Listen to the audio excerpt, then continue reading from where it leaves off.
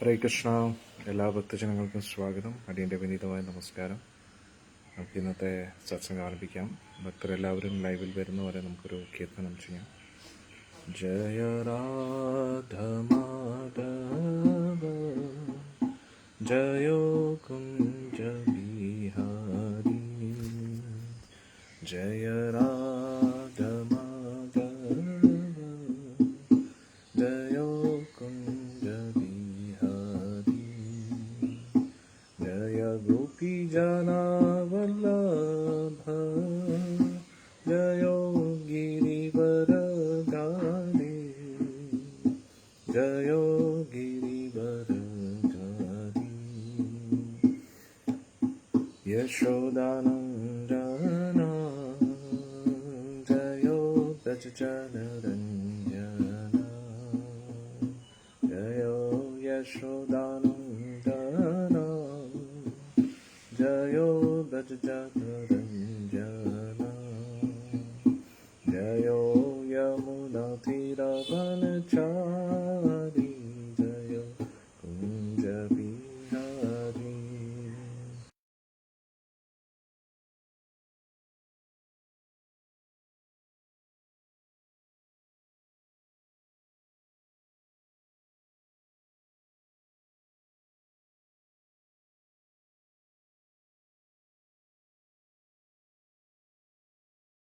Hare Krishna Krishna Krishna Hare Hare Hare Rama Rama Rama Hare Hare Hare Krishna Krishna Krishna Hare Hare Hare Rama Rama Rama Hare Hare Raghupati Raghava Raja Ram Patita Pavana Sitaram Raghupati Raghava Raja Ram Patita Pavana Sitaram Sitaram Sitaram Bhaj pyare mana Sitaram Sitaram Sitaram Bhaj pyare mana Sitaram Raghupati Raghava Raja Ram Patita Pavana Sitaram Raghupati Raghava Raja Ram Patita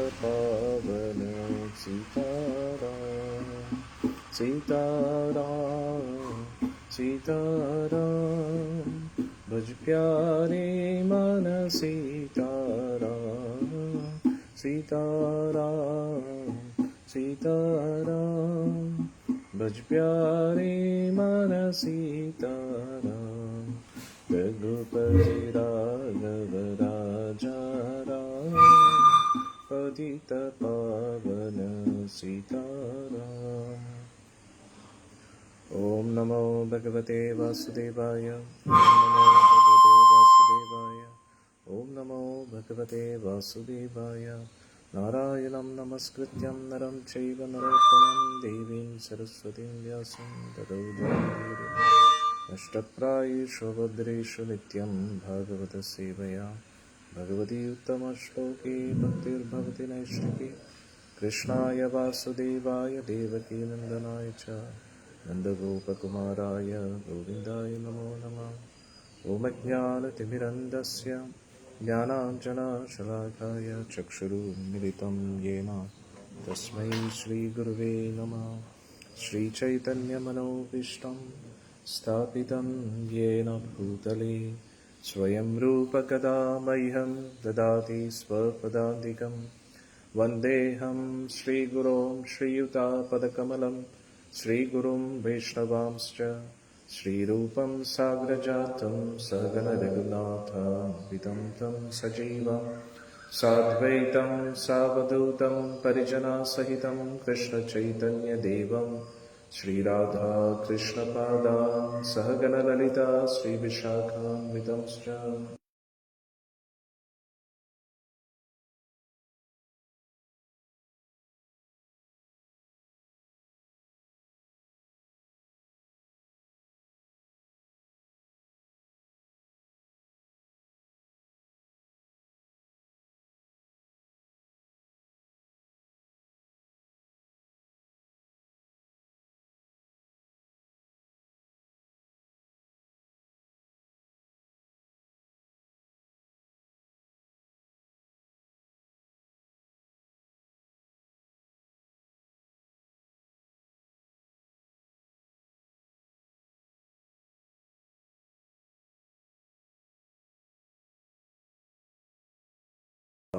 Hare Hare Hare Krishna.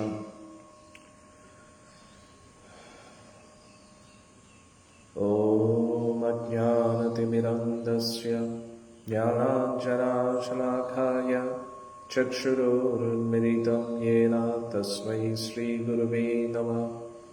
श्रीचैतन्यमनोभीष्टं स्थापितं येन भूतले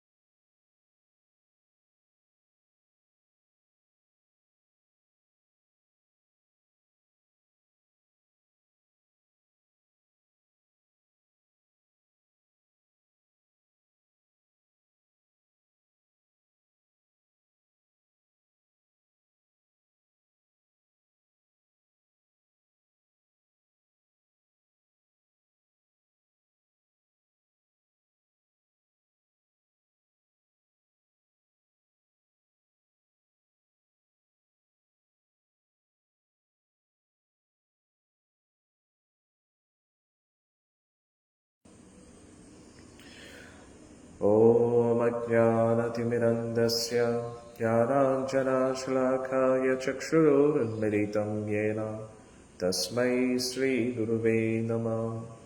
श्रीचैतन्यमनोभीष्टं स्थापितं येन भूतले स्वयं रूप कदा मह्यं ददाति स्वपदान्तिकं वन्देऽहं श्रीगुरों श्रीयुतापदकमलं श्रीगुरुं वैष्णवांश्च श्रीरूपं साग्रजातं सहगणा रघुनाथान्वितं तं सजीवं साद्वैतं सावधूतं परिजनसहितं कृष्णचैतन्यदेवं श्रीराधा कृष्णपादान् सहगणा ललिता श्रीविशाखान्वितंश्च नमो विष्णुपादाय कृष्णपृष्ठाय भूतले श्रीमते जयपताकस्वामिन् इति नामिने नमाचार्यपादाय निताय कृपप्रदायिने गौरकथादामधाय नगरग्रामातारिणे नमो विष्णुपादाय कृष्णपृष्ठाय भूतले श्रीमते भक्तिवेदान्त स्वामिन् इति नामिने नमस्ते सारस्वते देवे गौरवाणी प्रचारिणे निर्विशेष शून्यवादी पाश्चात्यदेशतारिणे नमो विष्णुपादाय कृष्णपृष्ठाय भूतले श्रीमते भक्तिसिद्धान्त सरस्वती नामिने श्रीवार्षवानवी देवी दैताय कृपाब्धये कृष्णसम्बन्धविज्ञानदायिने प्रभवे नमः। माधुर्योज्ज्वलप्रेमाढ्य श्रीरूपानुगभक्तिधा श्रीगौरकरुणाशक्ति विग्रहाय नमोऽस्तुते। नमस्ते गौरवाणी श्रीमूर्ते दीनतारिणी रूपानुगविर्दवसिद्धान्तद्वन्द्वहारिणे नमो गौरकिशोराय साक्षात् वैराग्यमूर्तये विप्रलम्बरसाम्बोधे पादाम्बुजायते नमः।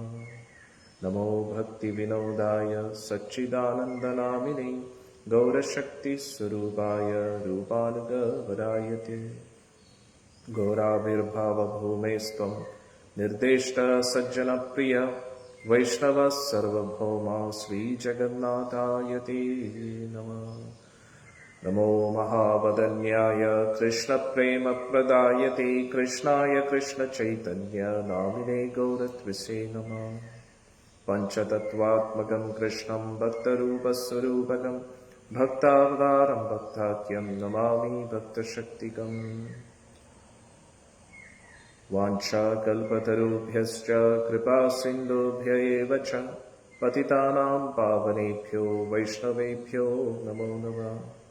हे कृष्णा करुणा सिन्धो दीनबन्धो जगत्पते गोपेश गोपिका कान्ता राधाकान्ता नमोऽस्तुते।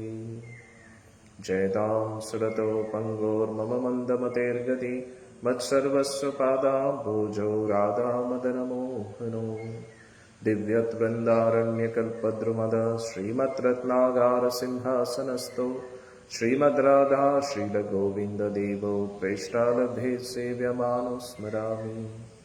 श्रीमन्दासरसारम्भी वंशीवरत्तरस्थिता कर्षन् वेणुस्वनेर्गोपीर्गोपीनाथ श्रियस्तुना तप्तकाञ्चन गौराङ्गी राधे वृन्दावनेश्वरी वृषभानुसुते देवी प्रणमामि हरिप्रिये। जय श्रीकृष्ण चैतन्य प्रभो नित्यानन्द श्री अद्वैत गदाधर श्रीवासदि गौरभक्तवृन्द। हरे कृष्णा कृष्ण कृष्ण हरे हरे हरे राम राम राम हरे हरे। मूकं करोति वाचालं पङ्गुं लङ्घयति गिरिं यत्कृपातमहं वन्दे श्रीगुरुं दीनतारिणं परमानन्दमाधवं श्रीचैतन्यमीश्वरम्। हरि ओम तत्सत्। ഹരേ കൃഷ്ണ. സുന്ദരകാന്ഡം രാമായണം നമ്മൾ ചർച്ച ചെയ്തുകൊണ്ടിരിക്കുകയാണ്. 19-ാം തീയതി വരെ നമ്മൾ രാമായണമായിരിക്കും ചർച്ച ചെയ്യുന്നത്. 19-ാം തീയതി 18-ാം തീയതി വരെ. 19-ാം തീയതി രാവിലെ ബലരാമസ്വാമിയുടെ ലീലകളായിരിക്കും നമ്മൾ ചർച്ച ചെയ്യുന്നത്.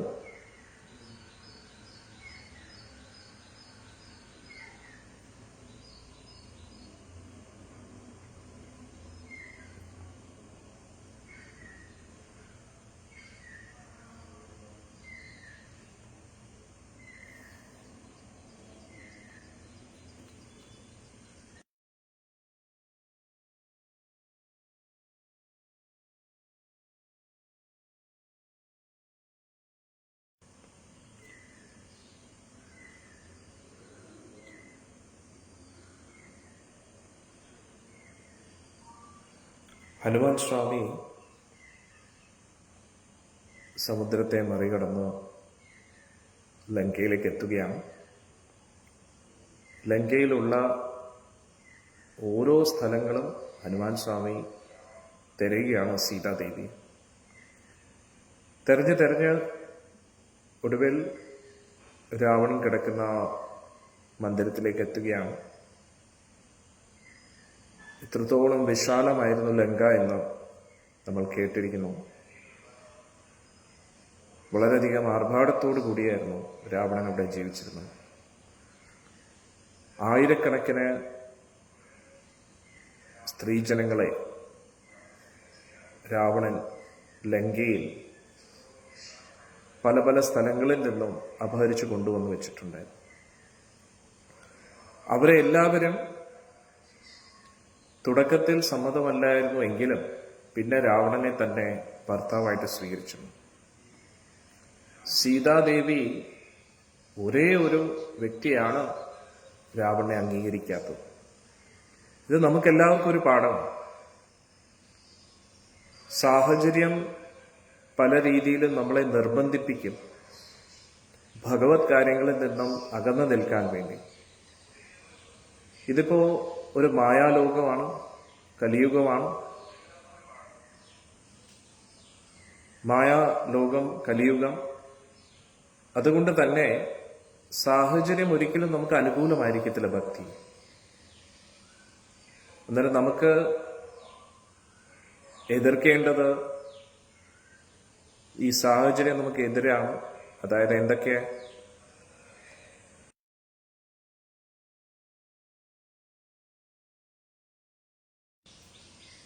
അപ്പോൾ സാഹചര്യം നമുക്ക് അനുകൂലമല്ല. പൊതുവെ നമ്മൾ ജീവിക്കുന്നത് തന്നെ മായാലോകത്താണ്. മായാലോകത്തിനകത്ത് സമയം അനുകൂലമല്ല, കലിയുഗമാണ്. മായാലോകത്തിനകത്ത് 4 യുഗങ്ങളിൽ വെച്ച് ഏറ്റവും മോശപ്പെട്ട കലിയുഗത്തിലാണ് നമ്മൾ താമസിക്കുന്നത്. ഇനി കലിയുഗത്തിനകത്തോ നമ്മൾ പുണ്യലോകങ്ങൾ, ഉപരി പുണ്യലോകങ്ങളിലല്ല നമ്മൾ താമസിക്കുന്നത്. നമ്മൾ താമസിക്കുന്ന ഭൂമണ്ഡലത്തിലാണ്. ഭൂമണ്ഡലത്തിലെ ഭാരതവർഷത്തിലെ ഭാരതഖണ്ഡത്തിലാണ് നമ്മൾ താമസിക്കുന്നത്. ജംബൂദ്വീപിന്റെ ഭാരതവർഷത്തിലെ ഭാരതഖണ്ഡത്തിൽ, അതും കലിയുഗത്തിൽ. ഇതുകൂടാതെ ശാരീരിക ക്ലേശങ്ങൾ നമ്മൾ അനുഭവിക്കുന്നുണ്ട്. മനസ്സ് പല ദിശകളിലേക്കും ഓടിക്കൊണ്ടിരിക്കുകയാണ്. അതുകൂടാതെ രജോ ഗുണത്തിലും തമോ ഗുണത്തിലുമുള്ള വ്യക്തികൾ നമ്മളെ താഴെ ഇങ്ങനെ വലിച്ചുകൊണ്ടേയിരിക്കും. അപ്പോൾ നമ്മളും സീതാദേവിയുടെ അതേ സാഹചര്യത്തിലാണ്. പക്ഷെ നമ്മൾ സീതാദേവി അല്ല. കാരണം എന്താ? നേരത്തെ ഞാൻ പറഞ്ഞതുപോലെ രാവണൻ പല പല സ്ത്രീജനങ്ങളെയും പല പല സ്ഥലങ്ങളിൽ നിന്നും തട്ടിക്കൊണ്ടു വന്നു, അപഹരിച്ചു കൊണ്ടുവന്നു. അവരെ എല്ലാവരും ബന്ദിയാക്കി വെച്ചിരിക്കുകയാണ്. അവരെല്ലാവരും രാവണനെ സ്വാമിയായി സ്വീകരിച്ചു. നമ്മളും അതേപോലെ ഒരു സാഹചര്യത്തിലാണ് ഇരിക്കുന്നത്. നമ്മളെല്ലാവരും ബന്ദിയാക്കപ്പെട്ടിരിക്കുകയാണ്. ലങ്കയിൽ നമ്മൾ താമസിക്കുകയാണ്.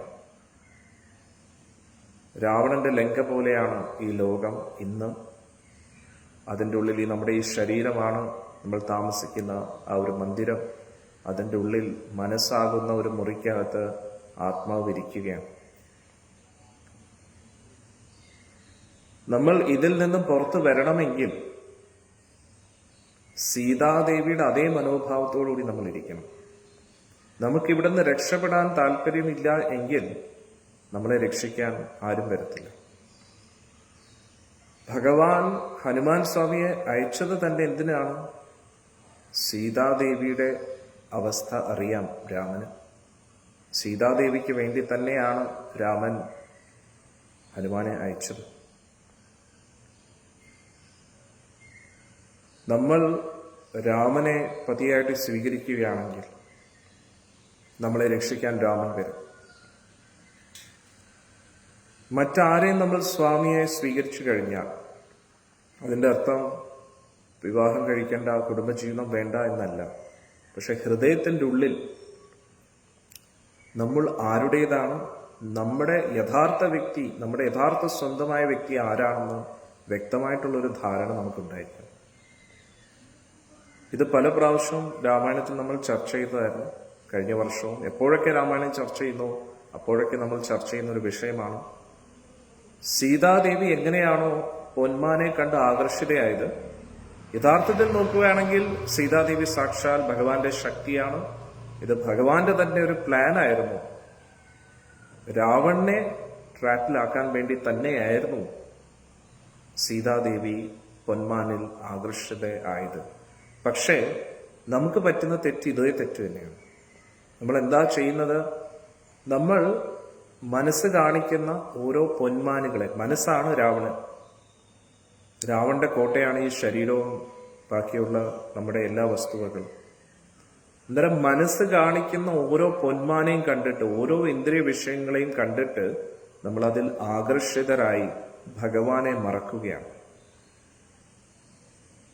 എങ്ങനെയാണോ ഈ ലോകത്തുള്ള രാവണന്റെ ആ സമയത്തുണ്ടായിരുന്ന പല പല ദേവന്മാരുടെയും ഭാര്യമാരെ രാവണൻ തട്ടിക്കൊണ്ടുപോയി.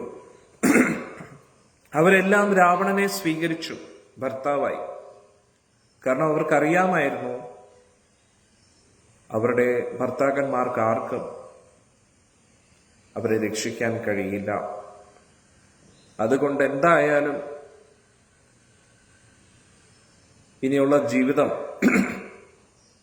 രാവണനെ സേവിച്ച് തന്നെ ജീവിക്കാം എന്നവർ കരുതി.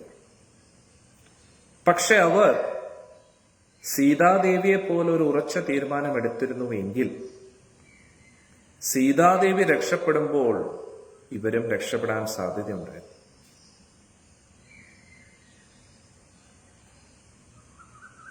പക്ഷേ അവർ ഒരു കോംപ്രമൈസ്ഡ് ലൈഫിൽ സന്തുഷ്ടരായി ജീവിക്കാൻ തീരുമാനിച്ചു. നമ്മുടെ ജീവിതത്തിലും ഇതേപോലെയാണ്. സാഹചര്യം അനുകൂലമല്ല. പലപ്പോഴും നമ്മൾ ഭഗവാനോട് ചോദിക്കും, ഭഗവാനെ, എൻ്റെ ജീവിതം എന്തുകൊണ്ട് ഇങ്ങനെയായി? എന്തുകൊണ്ടാണ് എൻ്റെ ജീവിതത്തിൽ ഇത്രയും എതിർപ്പുകൾ വരുന്നത്, ഇത്രയും പ്രശ്നങ്ങൾ വരുന്നത്? ഞാൻ ആഗ്രഹിക്കുന്നു പൂർണ്ണമായിട്ടും ഭഗവാന്റെ സേവനം ചെയ്യാൻ. എന്തുകൊണ്ട് എനിക്കതിനുള്ള അവസരം ലഭിക്കുന്നില്ല? അതിന് കാരണക്കാർ നമ്മൾ തന്നെയാണ്. കാരണം എന്താ? അവസരങ്ങൾ കിട്ടിയപ്പോഴെല്ലാം നമ്മൾ പൊന്മാന്റെ പുറയിലാണ് പോയിട്ടുള്ളത്. അങ്ങനെ തെറ്റായിട്ടുള്ള തീരുമാനങ്ങൾ എടുത്തെടുത്തെടുത്ത് ഭഗവാന്റേതായിട്ടുള്ള ഒരു സേവനം ചെയ്യാനുള്ള അവസരം ലഭിക്കാനുള്ള ഒരു യോഗ്യത നമ്മൾ നഷ്ടപ്പെടുത്തിയിരിക്കുകയാണ്. എങ്ങനെയാണോ സീതാദേവി പൊന്മാനെ തിരഞ്ഞെടുത്തത്, അതേപോലെ നമ്മളും ഭഗവാനെ മറന്ന് തെറ്റായിട്ടുള്ള തീരുമാനങ്ങൾ ഓരോ നിമിഷവും എടുക്കുന്നതിനനുസരിച്ച് ഈ ലോകവുമായിട്ട് ബന്ധപ്പെട്ട കെട്ടുബന്ധനങ്ങൾ കൂടിക്കൊണ്ടേയിരിക്കും. ഇനി അങ്ങനെ ആയിക്കഴിഞ്ഞാൽ പിന്നെ നമ്മുടെ ജീവിതത്തിലെ തീരുമാനം നമുക്കെടുക്കാം. സീതാദേവിയെ പോലെ ഭഗവാന്റെ വിരഹത്തിൽ വിഷമിച്ച് എങ്ങനെയെങ്കിലും ഭഗവാന്റെ അടുത്ത് എത്താൻ നമ്മൾ ആഗ്രഹിക്കുമോ? അതോ മറ്റു സ്ത്രീജനങ്ങളെ പോലെ, ലങ്കയിലിരിക്കുന്ന മറ്റു സ്ത്രീജനങ്ങളെ പോലെ രാവണനെ തന്നെ നമ്മുടെ സ്വാമിയായി സ്വീകരിച്ച് ജീവിതാന്ത്യം വരെ സേവനം രാവണന് വേണ്ടി ചെയ്തുകൊണ്ടിരിക്കുന്നു? ആരാണ് രാവണൻ? നമ്മുടെ മനസ്സ്.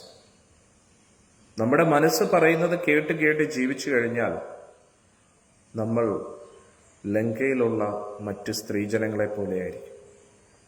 ഒരു ദിവസം ഭഗവാൻ രാവണനെ വധിക്കും. നമ്മുടെ മനസ്സിന്റെ എല്ലാ സങ്കല്പങ്ങളും ഒരു ദിവസം നശിക്കും. നമ്മൾ ഭഗവാനെ മറന്ന് ജീവിച്ചു കഴിഞ്ഞാൽ ഒരു ദിവസം ഭഗവാൻ കാലരൂപത്തിൽ നമ്മുടെ മുമ്പിൽ വരും. സമയമാണ് ഭഗവാൻ, കാലശക്തി. കാലശക്തിയുടെ മുമ്പിൽ ഒന്നിനും ആർക്കും പിടിച്ചു നിൽക്കാൻ കഴിയില്ല. എത്ര ഉയർന്ന പദവിയിലിരിക്കുന്ന വ്യക്തിയാണെങ്കിലും സമയം കഴിയുമ്പോൾ, വീഴേണ്ട സമയമാകുമ്പോൾ വീണിരിക്കും. എത്ര ഉയർന്ന സ്ഥാനമാനങ്ങൾ സ്വീകരിക്കുന്ന വ്യക്തിയാണെങ്കിലും ആ സ്ഥാനങ്ങളെല്ലാം ഒഴിഞ്ഞു കൊടുക്കേണ്ടി വരും. എത്ര സ്വത്തുവകകൾ ഉണ്ടെങ്കിലും ആ സ്വത്തുവകകൾ ആസ്വദിക്കേണ്ട ആ സമയം കഴിഞ്ഞു കഴിഞ്ഞാൽ അതെല്ലാം നഷ്ടപ്പെടും. ആരെങ്കിലും തട്ടിപ്പറിച്ച് കൊണ്ടുപോകും, അല്ലെങ്കിൽ അവരവരുടേതായിട്ടുള്ള മണ്ടത്തരങ്ങൾ കൊണ്ട് അത് നഷ്ടപ്പെടും. ഇതൊന്നുമല്ല എങ്കിൽ മരണരൂപത്തിൽ എല്ലാം തട്ടിയെടുത്തുകൊണ്ട് പോകും. കാരണം നമ്മുടേതല്ല, നമ്മുടെ അല്ലാത്തതായിട്ടുള്ള ഒരു വസ്തുവിനെ നമ്മുടേതെന്ന് അവകാശപ്പെട്ട് നമുക്ക് എങ്ങനെയാണ് ജീവിക്കാൻ കഴിയുക? അതെല്ലാം നമുക്ക് നഷ്ടപ്പെടും. അതുകൊണ്ട് ഞാൻ വീണ്ടും പറയുന്നു, സീതാദേവിയുടെ ഭാഗത്ത് തെറ്റില്ല. സീതാദേവി ലീലയുടെ ഭാഗമായിട്ട് അങ്ങനെ ഒരു തീരുമാനം എടുക്കുകയാണ്. പക്ഷേ നമ്മൾ യഥാർത്ഥത്തിൽ തെറ്റ് ചെയ്തുകൊണ്ടിരിക്കുന്നു. നമ്മൾ വീണ്ടും വീണ്ടും തെറ്റായിട്ടുള്ള തീരുമാനങ്ങൾ എടുത്തുകൊണ്ടേയിരിക്കുന്നു. അവസാനം നമ്മൾ ലങ്കയിൽപ്പെട്ട് കിടക്കുകയാണ്. ഈ ഭൗതിക ലോകത്തുള്ള ശരീരമാകുന്ന ഈ ലങ്കാപുരിക്കകത്ത് മനസ്സാകുന്ന രാവണന്റെ നിർദ്ദേശങ്ങൾ പാലിച്ച് രാവണന്റെ അടിമയായി, മനസ്സാകുന്ന രാവണന്റെ അടിമയായി, മനസ്സിനെ തൃപ്തിപ്പെടുത്താൻ വേണ്ടി മാത്രം, മനസ്സാകുന്ന രാവണനെ തൃപ്തിപ്പെടുത്താൻ വേണ്ടി മാത്രം ജീവിക്കുകയാണ് ഈ ശരീരത്തിനകത്തിരിക്കുന്ന ആത്മാവ്. ഇനി രാവണന്റെ മക്കളും കൊച്ചുമക്കളും സൈനികരെയും പോലെയാണ് ഈ ശരീരവുമായിട്ട് ബന്ധപ്പെട്ട എല്ലാ ബന്ധങ്ങളും. ഇതിന്റെ അർത്ഥം കുടുംബസ്നേഹം പാടില്ല, പുറം ലോകത്ത് ജോലി ചെയ്യേണ്ട എന്നല്ല. കുറച്ചും കൂടെ ഒന്ന് ചിന്തിക്കണം. ഈ ലോകത്ത് ഭഗവത്ഗീതയിൽ ഭഗവാൻ പറയുന്നു, 2 തരത്തിലുള്ള വ്യക്തികളുണ്ട്. ദൈവിക സ്വഭാവമുള്ളവരും ആസുരിക സ്വഭാവമുള്ളവരും. ഇത് എന്നും അങ്ങനെ തന്നെയായിരിക്കും. ഇതിലൊരിക്കലും മാറ്റം ഉണ്ടാകത്തില്ല. ഈ ദൈവിക സ്വഭാവമുള്ള വ്യക്തികൾ ദേവന്മാർ മാത്രമാണ് എന്നല്ല അർത്ഥം. മനുഷ്യരുടെ ഇടയിലും ദൈവിക ഗുണങ്ങളുള്ള വ്യക്തികളുണ്ട്, ആസുരിക ഗുണങ്ങളുള്ള വ്യക്തികളുണ്ട്. അസുരന്മാർ എന്ന് പറയുമ്പോൾ രാക്ഷസന്മാർ മാത്രമല്ല, നമ്മൾ മനുഷ്യരുടെ ഇടയിലും നമ്മുടെ ഉള്ളിലും ദൈവിക ഗുണങ്ങളുമുണ്ട്, ആസുരിക ഗുണങ്ങളുമുണ്ട്. ആദ്യം നമ്മുടെ ഉള്ളിൽ ആസുരിക ഗുണങ്ങൾ വളരുന്നുണ്ടോ? അതിനനുസരിച്ചുള്ള സാഹചര്യത്തിലാണോ നമ്മൾ കൂടുതൽ ഇടപെടുന്നത്? അതിനനുസരിച്ചുള്ള തീരുമാനമാണോ നമ്മൾ എടുക്കുന്നത്?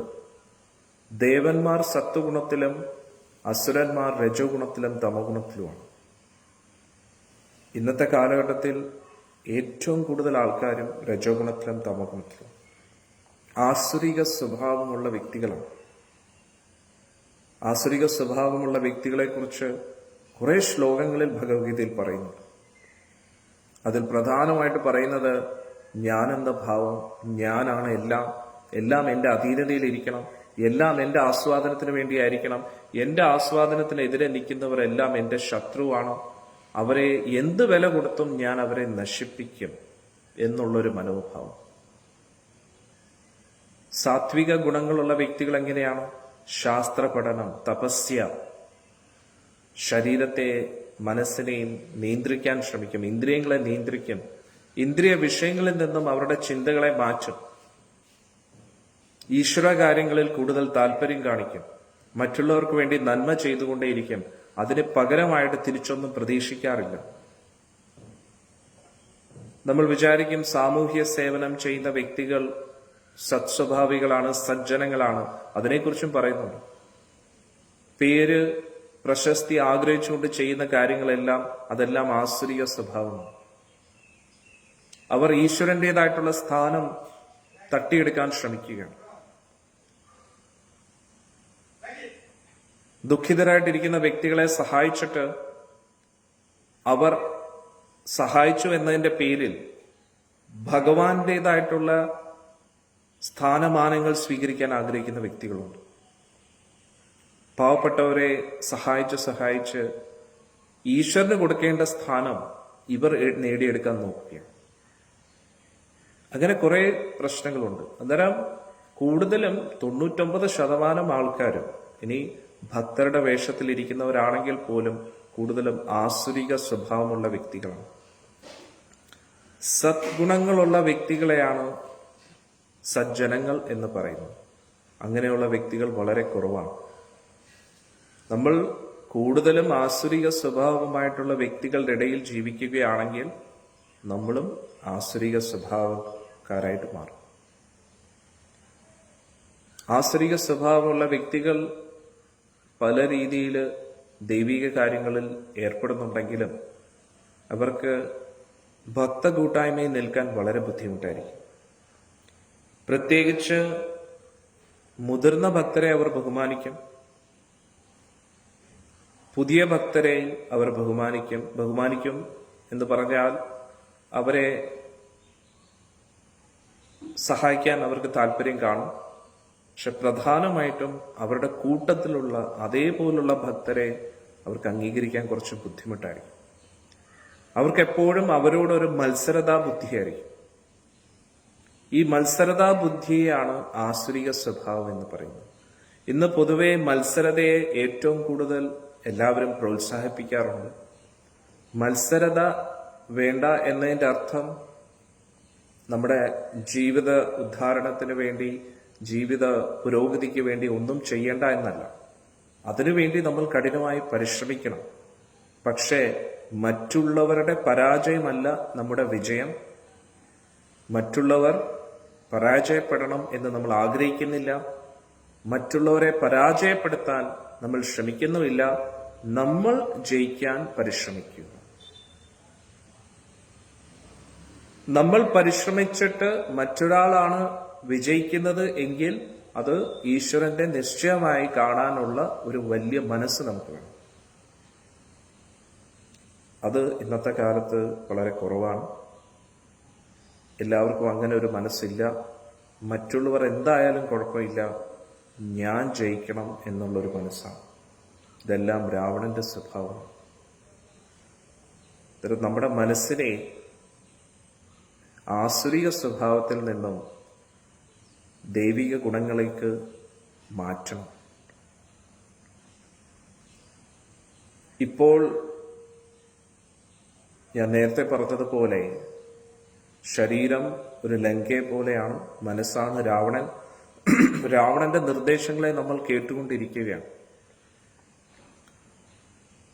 ഇതിനകത്തിരിക്കുന്ന ആത്മാവായ നമ്മൾ ആ മനസ്സിന്റെ ഭാര്യയായിട്ട് ജീവിക്കുകയാണ്. മനസ്സ് പറയുന്നത് കേട്ട് ജീവിക്കുകയാണ്. മനസ്സിനെ മാത്രം തൃപ്തിപ്പെടുത്താൻ ശ്രമിച്ചുകൊണ്ടിരിക്കുകയാണ്. അതുകൊണ്ടിപ്പോൾ ആത്മാവും മനസ്സുമായിട്ട് അധികം വ്യത്യാസമില്ല. എന്താണോ മനസ്സാഗ്രഹിക്കുന്നത് അത് തന്നെയാണ് ആത്മാവ് ചെയ്തുകൊണ്ടിരിക്കുന്നത്. അതുകൊണ്ട് നമുക്ക് നമ്മുടേതായിട്ടുള്ള ആത്മീയ ഗുണങ്ങളെ നമുക്ക് അറിയാൻ കഴിയുന്നില്ല. നമുക്ക് ആത്മീയ അനുഭൂതികൾ കിട്ടുന്നില്ല. എല്ലാം രാവണന്റെ വീക്ഷണത്തിലൂടെയാണ് നമ്മൾ ഈ ലോകത്തിലുള്ള എല്ലാ വസ്തുവകളെയും കാണുന്നത്. അതുകൊണ്ട് തന്നെ ഉയർന്ന അനുഭൂതിയോ സാക്ഷാത്കാരമോ ഒന്നും നമുക്ക് ലഭിക്കുന്നില്ല. ജീവിതത്തിന്റെ ലക്ഷ്യം തന്നെ ആസ്വദിക്കുക എന്നതാണ് നമ്മൾ കരുതുന്നത്. ഇവിടെയാണ് നമുക്ക് തെറ്റുപറ്റുന്നത്. നമ്മൾ രാമനുമായിട്ട് മത്സരിക്കാൻ ശ്രമിക്കരുത്. നമ്മൾ ഹനുമാൻ സ്വാമിയെ പോലെ ഇരിക്കുക.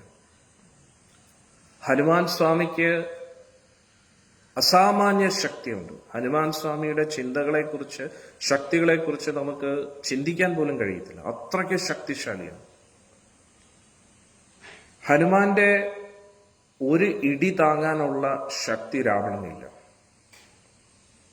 പക്ഷേ നമുക്ക് ഹനുമാൻ സ്വാമിയുടെ ഏറ്റവും പ്രധാനപ്പെട്ട ഗുണം എന്ന് പറഞ്ഞാൽ രാമനോടുള്ള ആ ഒരു ദാസ്യഭാവം, വിനമ്രതയാണ്. ഇത്രയും ശക്തിശാലിയായിട്ടും ഹനുമാൻ സ്വാമി ഒരിക്കലും ഹീറോ ആകാൻ ശ്രമിച്ചിട്ടില്ല. മറ്റുള്ളവരുടെ അംഗീകാരം പ്രതീക്ഷിച്ച ആൾ ഒന്നും ചെയ്യാറില്ല. ആളെപ്പോഴും രാമനെ തന്നെയാണ് മുന്നിൽ നിർത്തുന്നത്. അതേപോലെ നമ്മൾ എപ്പോഴും ഭഗവാനെ ആയിരിക്കണം മുന്നിൽ നിർത്തേണ്ടത്, ഭക്തരെ ആയിരിക്കണം മുന്നിൽ നിർത്തേണ്ടത്. അല്ലാതെ നമ്മൾ ഹീറോ ആകാൻ ശ്രമിക്കരുത്. പക്ഷെ നമ്മൾ നോക്കണേ, ശ്രീരാമസ്വാമിയുടെ, ഹനുമാൻ സ്വാമിയുടെ ഒരേ ഒരു ലക്ഷ്യം രാമവിജയമാണ്. ശ്രീരാമനെ ഹീറോ ആക്കണം എന്നാണ് ഹനുമാന്റെ ലക്ഷ്യം. അതുകൊണ്ട് ആര് ഹീറോ ആയി? ഹനുമാനായി. അതുകൊണ്ട് നമ്മൾ ഹീറോ ആകാൻ ശ്രമിക്കേണ്ട ആവശ്യമില്ല. അംഗീകാരത്തിന് വേണ്ടിയോ പ്രശസ്തിക്ക് വേണ്ടിയോ നമ്മൾ ഒന്നും ചെയ്യേണ്ട ആവശ്യമില്ല. ഭഗവാനെ പ്രകീർത്തിക്കുക. ഭഗവാന് വേണ്ടി നമ്മൾ ഏതൊരു കാര്യം ചെയ്യുമ്പോഴും അതിനോടൊപ്പം നമ്മളെയും ഭഗവാൻ ഉയർത്തും. ഇത്രയും ശക്തി ഹനുമാൻ സ്വാമിക്ക് ഉണ്ടായിട്ടും ഹനുമാൻ സ്വാമി ഉള്ളിൻ്റെ ഉള്ളിൽ നിന്നും എപ്പോഴും ചിന്തിക്കുന്ന എന്താണ്? ഈ ശക്തികളെല്ലാം എനിക്ക് ലഭിക്കുന്നത് ശ്രീരാമസ്വാമിയിൽ നിന്നാണ്. ശ്രീരാമസ്വാമിയുടെ ശക്തിയുടെ ഒരു അംശം പോലുമല്ല എൻ്റെ ശക്തി എന്നൊരു ബോധ്യം ഹനുമാൻ സ്വാമിക്ക് എപ്പോഴും ഉണ്ട്.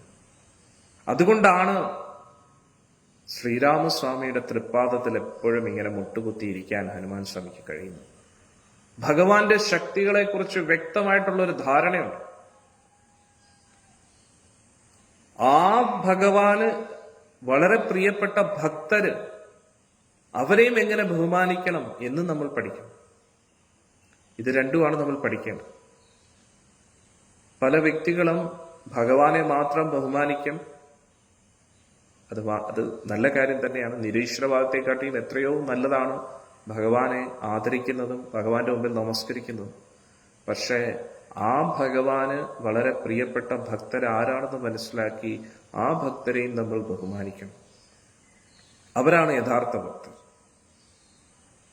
പക്ഷെ നമ്മൾ ഭഗവാനെ മാത്രം ബഹുമാനിക്കുന്നു, ഭഗവാൻ ഇഷ്ടപ്പെട്ട വ്യക്തികളെ നമ്മൾ ബഹുമാനിക്കുന്നില്ല എങ്കിൽ അത് അപരാധമാണ്. ഭഗവാൻ ഇഷ്ടപ്പെട്ട വ്യക്തികൾ ആരായിരിക്കും? ഭഗവാന്റെ സേവനത്തിന് വേണ്ടി മാത്രം ജീവിക്കുന്ന വ്യക്തികൾ, ഭഗവാന്റെ തിരുനാമം ജപിക്കുന്ന വ്യക്തികൾ, ഇവരൊക്കെ ഭഗവാന് വളരെ പ്രിയപ്പെട്ട വ്യക്തികളാണ്.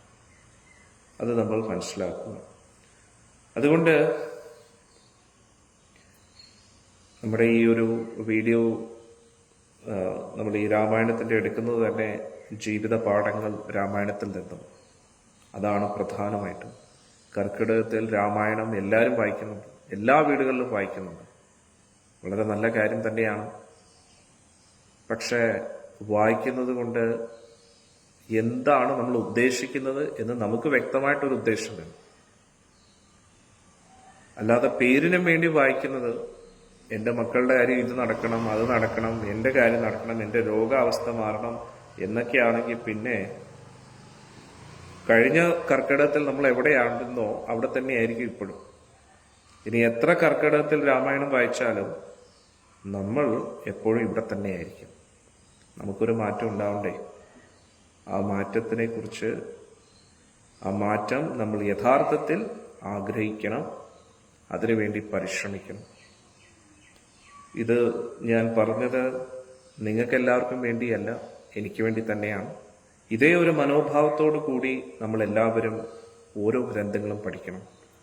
ഭഗവത്ഗീത, ശ്രീമദ് ഭാഗവതം, രാമായണം. നമ്മൾ അമ്പലങ്ങൾ തോറും പാരായണം ചെയ്തിട്ടും രാമായണത്തിലെ ശ്രേഷ്ഠരായിട്ടുള്ള വ്യക്തികളുടെ ഒരു ഗുണം പോലും നമ്മുടെ ഉള്ളിൽ ഇല്ല എങ്കിൽ നമ്മൾ അഹങ്കാരത്തോടു കൂടിയും ജീവിക്കുകയാണെങ്കിൽ പിന്നെ ഇതൊക്കെ വായിച്ചിട്ട് എന്താ പ്രയോജനം?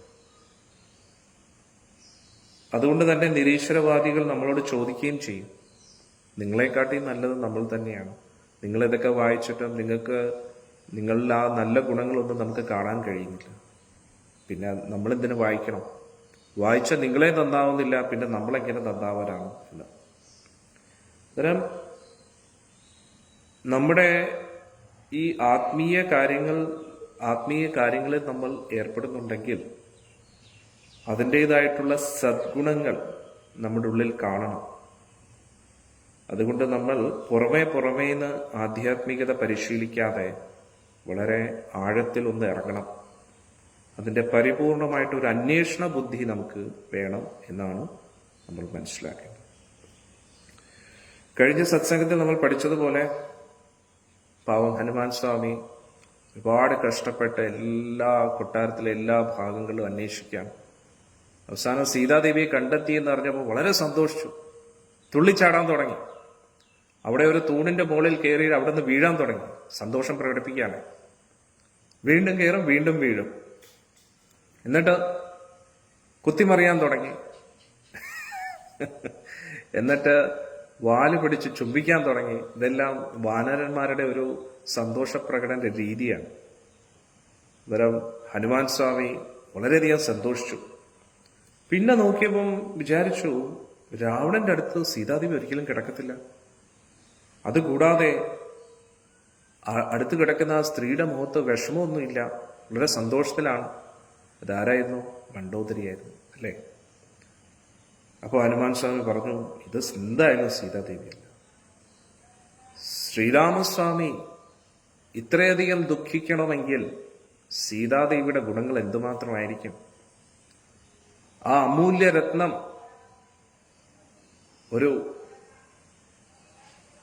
ഒരു യോഗ്യതയില്ലാത്ത രാവണന്റെ കയ്യിൽ ഒരിക്കലും അത്ര എളുപ്പത്തിൽ പെടത്തില്ല എന്ന് ഹനുമാൻ സ്വാമി ചിന്തിച്ചു. അതുകൊണ്ട് ഉറപ്പിച്ചു, ഇതെന്തായാലും സീതാദേവി അല്ല. ശ്രീരാമസ്വാമിയുടെ വിരഹത്തിൽ സീതാദേവി ഇത്രയും സന്തോഷിക്കത്തില്ലല്ലോ, വളരെയധികം ദുഃഖിതയായിരിക്കും എന്നൊക്കെ ഹനുമാൻ സ്വാമി ചിന്തിച്ചു. അങ്ങനെ വീണ്ടും ഹനുമാൻ സ്വാമി അവിടെ നിന്ന് ഇറങ്ങുകയാണ് പ്രാർത്ഥിച്ചുകൊണ്ട്.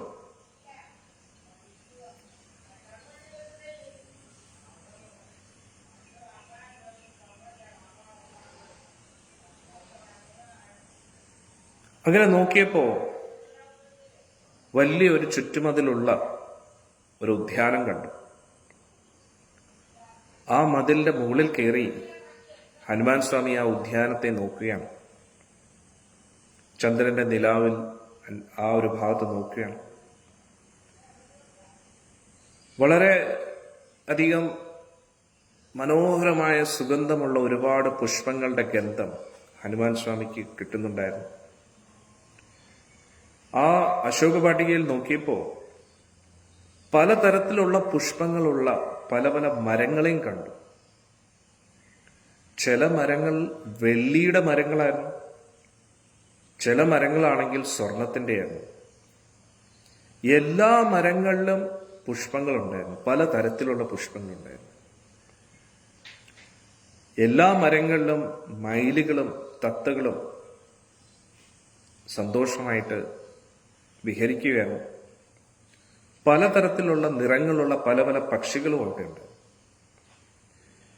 ഹനുമാൻ വളരെ കുഞ്ഞു രൂപത്തിലാണ്, നമുക്ക് എല്ലാവർക്കും അറിയാം. ഒരു പൂച്ചയുടെ വലിപ്പം മാത്രമേ ഉള്ളൂ. ആ വലിപ്പത്തിലാണ് ഹനുമാൻ സ്വാമി ചുറ്റും ഇങ്ങനെ നിരീക്ഷിച്ചുകൊണ്ടിരിക്കുന്നത്. അതുകൊണ്ട് ആരും ശ്രദ്ധിച്ചില്ല. പിന്നെ മായാവി രാക്ഷസന്മാരുടെ അടുത്ത് വരുമ്പോൾ ഹനുമാൻ സ്വാമിയുടേതായിട്ടുള്ള മായാവി ശക്തികൾ ഉപയോഗിക്കും. അതുകൊണ്ട് അദൃശ്യനായിട്ട് തന്നെ തുടർന്നുകൊണ്ടേയിരുന്നു. ഹനുമാൻ സ്വാമി ചുറ്റുമുള്ള മതിലുകളെല്ലാം ഇങ്ങനെ കറങ്ങി കറങ്ങി ഉദ്യാനത്തിലെ ഓരോരോ മുക്കും മൂലയും ഇങ്ങനെ അന്വേഷിച്ചുകൊണ്ടിരിക്കുകയാണ്. ഒരു മരത്തിൽ നിന്നും അടുത്ത മരത്തിലേക്ക് ചാടാൻ തുടങ്ങി. അന്നേരം ഒന്ന് ആലോചിച്ചു, ലങ്ക എന്തുമാത്രം വലുതായിരിക്കും അല്ലേ? അങ്ങനെ ചാടുന്ന സമയത്ത് ആ മരത്തിൽ നിന്ന് പുഷ്പങ്ങൾ വീഴാൻ തുടങ്ങി. അങ്ങനെ ഹനുമാൻ സ്വാമി നിൽക്കുന്ന ആ മരത്തിന്റെ ചുറ്റും മുഴുവൻ പുഷ്പങ്ങളെ കൊണ്ട് നിറഞ്ഞു. എന്നിട്ട് ഹനുമാൻ സ്വാമി ചാടുന്നതിനനുസരിച്ച് ആ മരത്തിലുള്ള പക്ഷികളും പേടിച്ച് അങ്ങോട്ടും ഇങ്ങോട്ടും പറക്കാൻ തുടങ്ങി. അതും കൂടെ ആയപ്പോൾ ഹനുമാൻ സ്വാമിയുടെ ദേഹത്തും പുഷ്പങ്ങൾ വീഴാൻ തുടങ്ങി. അതായത് ഓരോ മരത്തിലും അത്രയ്ക്ക് പുഷ്പങ്ങളാണ്. ഒന്ന് ചെറുതായിട്ടൊന്ന് അനങ്ങുമ്പോൾ തന്നെ പുഷ്പങ്ങൾ വീഴും. അപ്പോൾ ഹനുമാൻ സ്വാമി ചാടുമ്പോൾ പുഷ്പങ്ങൾ താഴെ വീഴും. പക്ഷികളെല്ലാം അവിടുന്ന് പറക്കുന്ന സമയത്ത് ഹനുമാൻ സ്വാമിയുടെ ദേഹത്ത് പുഷ്പങ്ങൾ വീഴുന്നു. ഒന്ന് ആലോചിച്ച് നോക്കണം, എത്ര രസം, മനോഹരമായിട്ടുള്ള ദൃശ്യം അല്ലേ? അതായത് ഒരു മരത്തിലേക്ക് ചാടുമ്പോൾ പക്ഷികൾ പറക്കും, ആ പുഷ്പങ്ങളെല്ലാം ഹനുമാൻ സ്വാമിയുടെ ദേഹത്ത് വീഴും. എന്നിട്ട് അടുത്ത മരത്തിലേക്ക് ചാടുമ്പോൾ ഈ മരത്തിൽ നിന്ന് ചാടുന്ന സമയത്ത് ഈ മരത്തിലുള്ള പുഷ്പങ്ങളെല്ലാം താഴെ വീഴും. അങ്ങനെ സംഭവിച്ചുകൊണ്ടേ ഇരിക്കുകയായിരുന്നു. പക്ഷെ ഹനുമാൻ സ്വാമി ഇതൊന്നും ഭംഗി ആസ്വദിക്കുകയല്ല. ഹനുമാൻ സ്വാമിയുടെ മനസ്സ് മുഴുവൻ സീതാദേവിയെ കണ്ടെത്തണം എന്ന് പറഞ്ഞ് ഇങ്ങനെ ഇരിക്കുക. പലതരത്തിലുള്ള കുളങ്ങൾ അവിടെ കണ്ടു. അത് മുഴുവൻ താമരകൾ കൊണ്ട് നിറഞ്ഞിരിക്കുകയാണ്. അവിടെ എല്ലാം അരയന്നങ്ങൾ ഉറങ്ങിക്കൊണ്ടും ഇരിക്കുകയാണ്.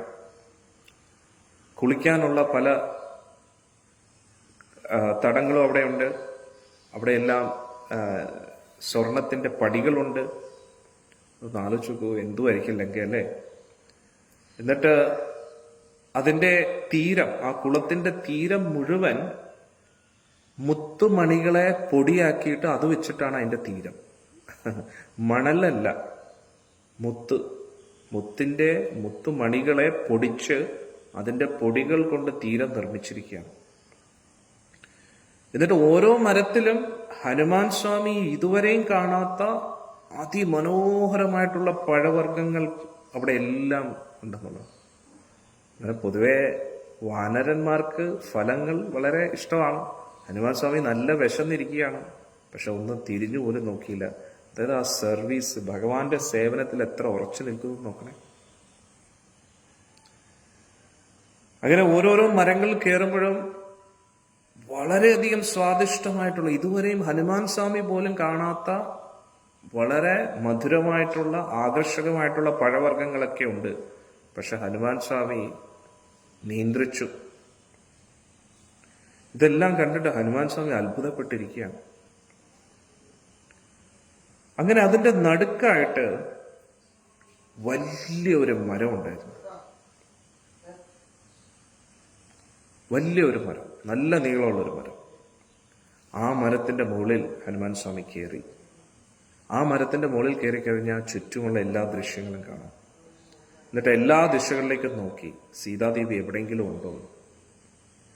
അങ്ങനെ കുറച്ച് ദൂരത്തായിട്ട് ഒരു അമ്പലം കണ്ടു.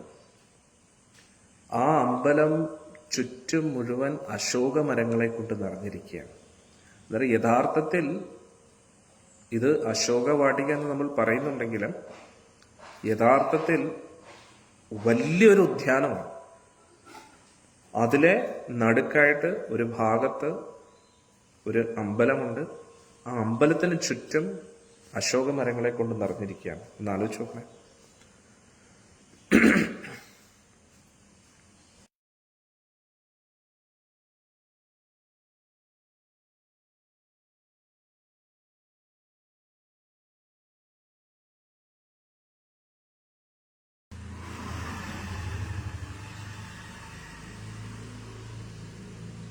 അങ്ങനെ നടുക്കായിട്ട് ഒരു അമ്പലമുണ്ട്. അമ്പലത്തിന് ചുറ്റും അശോക മരങ്ങളെ കൊണ്ട് നിറഞ്ഞിരിക്കുകയാണ്. ഇനി നമ്മൾ പൊതുവെ അശോകമരം എന്ന് പറയുന്ന പോലെ അങ്ങനെയുള്ള മരമല്ല ഇത്. ആക്ച്വലി ഇത് നോക്കുകയാണെങ്കിൽ പലതര പുഷ്പങ്ങൾ ഓരോ കാലാവസ്ഥയ്ക്ക് അനുസരിച്ച് പല നിറങ്ങളിലുള്ള പുഷ്പങ്ങൾ വളരുന്ന ഒരു മരമാണ് അശോകമരം. അല്ലാതെ നമ്മൾ അശോകമരം എന്ന് പറയുന്ന ആ മരമല്ല. പലതരത്തിലുള്ള പൂക്കൾ കൊണ്ട് നിറഞ്ഞിരിക്കുകയാണ് ഈ അശോകമരം. ആ മരത്തിന്റെ പേര് തന്നെ അശോകം എന്ന് പറയുന്നതിന്റെ അർത്ഥം തന്നെ ആ മരത്തിന്റെ പുഷ്പങ്ങളെ കാണുമ്പോൾ എല്ലാവരുടെയും ദുഃഖം മാറുമെന്നാണ്. നോക്കണേ, അതാണ് യഥാർത്ഥത്തിൽ അശോകമരം എന്ന് പറയുന്നത്. അത്രയ്ക്ക് മനോഹരമായിരുന്നു അശോകവാടിക. അതുകൊണ്ട് രാവണൻ മനഃപൂർവ്വം ദേവി അവിടെ വെച്ചിരുന്നത് എന്തിനാണ്? ആ മരങ്ങളൊക്കെ കണ്ടിട്ട് ആ ദുഃഖം ഒന്ന് മറക്കട്ടെ എന്ന് പറഞ്ഞിട്ട്. രാമനെ മറക്കട്ടെ എന്ന് വേണമെങ്കിൽ പറയാം. കറക്റ്റായിട്ട് അതായിരിക്കും കറക്റ്റായിട്ട് രാവണൻ ഉദ്ദേശിച്ചത്. രാമനെ മറക്കാൻ വേണ്ടി അശോകവാടികയിൽ വെച്ചിരിക്കുകയായിരുന്നു. പക്ഷേ അശോകവാടികയിൽ ഇരുന്നിട്ടും സീതാദേവിയുടെ ശോകത്തിനൊരു കുറവുമില്ല.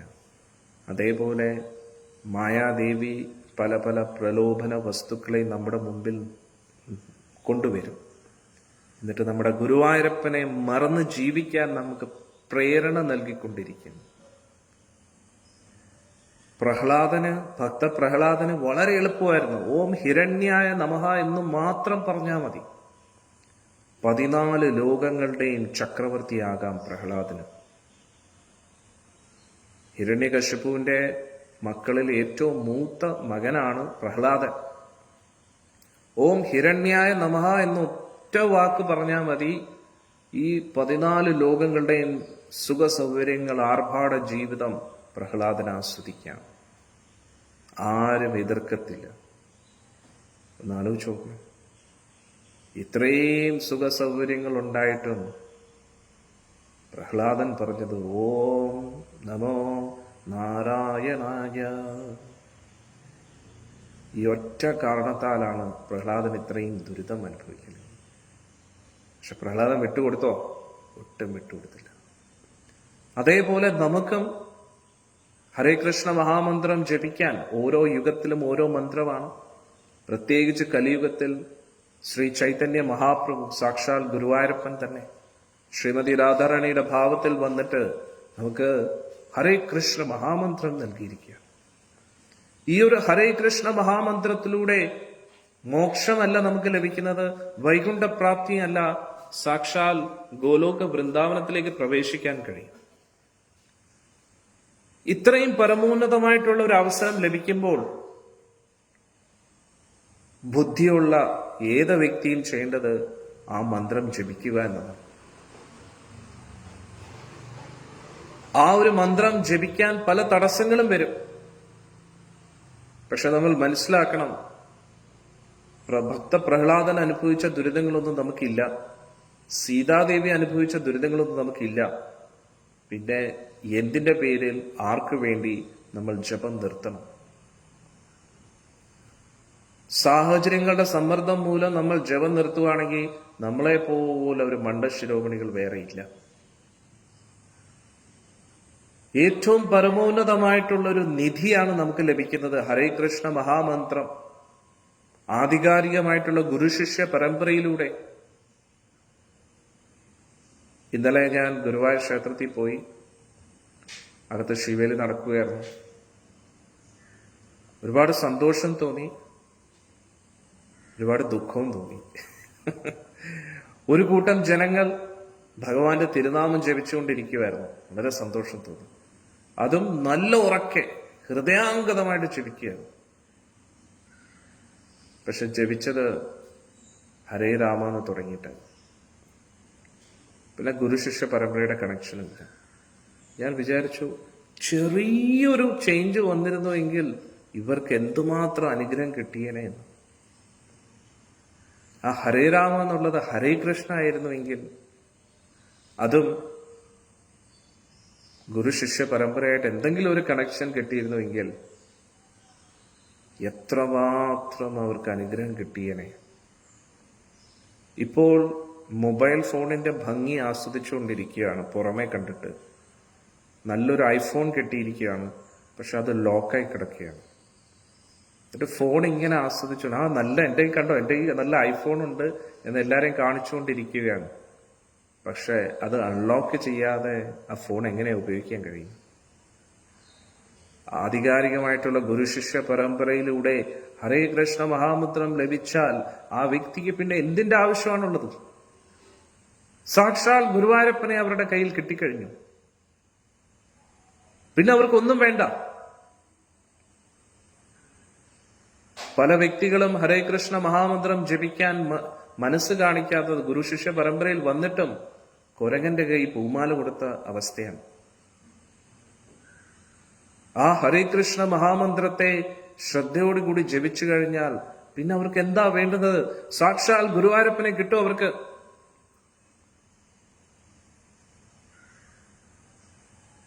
അതാണ് നമ്മൾ മനസ്സിലാക്കി. സാക്ഷാൽ ഗുരുവായൂരപ്പനെ നമുക്ക് കിട്ടിക്കഴിഞ്ഞാൽ അതല്ല ഏറ്റവും അമൂല്യമായിട്ടുള്ള നിധി. ക്ഷേത്ര സന്ദർശനത്തിൽ നിന്നും ആർക്കും നമ്മളെ തടയാൻ കഴിയും? വിഗ്രഹത്തിന്റെ അടുത്ത് പോലും നമുക്ക് പോകാൻ കഴിയില്ല. വിഗ്രഹവും ഭഗവാനുമായിട്ട് വ്യത്യാസമില്ല. പക്ഷെ എന്നാലും ഹരേ കൃഷ്ണ മഹാമന്ത്രം നമ്മുടെ നാവിന്റെ തുമ്പത്താണ് ഇരിക്കുന്നത്. നമ്മുടെ ഹൃദയത്തിൽ നിന്നാണ് ആ ശബ്ദം വരുന്നത്. യഥാർത്ഥത്തിൽ ആ ശബ്ദം വരുന്നത് സാക്ഷാൽ ഗോലോക വൃന്ദാവനത്തിൽ നിന്നാണ്. ശ്രദ്ധയോടുകൂടിയും വിശ്വാസത്തോടുകൂടിയും ഭക്തിയോടുകൂടിയും ഹരേ കൃഷ്ണ മഹാമന്ത്രം ആര് ജപിക്കുന്നുവോ അവർ പ്രത്യക്ഷത്തിൽ കൃഷ്ണനെ കാണും. അത് ഇമാജിനേഷൻ അല്ല, സങ്കല്പ രൂപമല്ല, സാക്ഷാൽ ഗുരുവായൂരപ്പനെ കൺമുന്നിൽ കാണും. മയിൽപീലിയും ചൂടി നിൽക്കുന്ന ആ താമരക്കണ്ണനെ പീതാംബരവും ധരിച്ച് ശ്രീവത്സവും കൗസ്തുഭവും ഒപ്പം ശ്രീമതി രാധാദേവിയും കാണാൻ കഴിയും. കാണുക മാത്രമല്ല, പരംധാമമായ ആ ഗോലോക വൃന്ദാവനത്തിലേക്ക് പ്രവേശിക്കാനും കഴിയും. അതുകൊണ്ടാണ് പറയുന്നത് പ്രേമ പുമർത്ഥോ മഹ.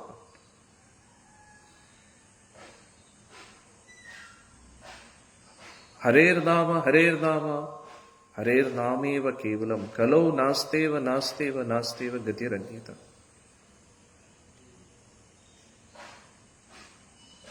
ഗോലോകേര പ്രേംതര ഹരിനാമ സങ്കീർത്തനം. അന്നേരം ആ ഗോലോകത്തിലെ കൃഷ്ണപ്രേമം തന്നെയാണ് ശ്രീമതി രാധാറാണിക്ക് ഭഗവാൻ കൃഷ്ണനോടുള്ള ആ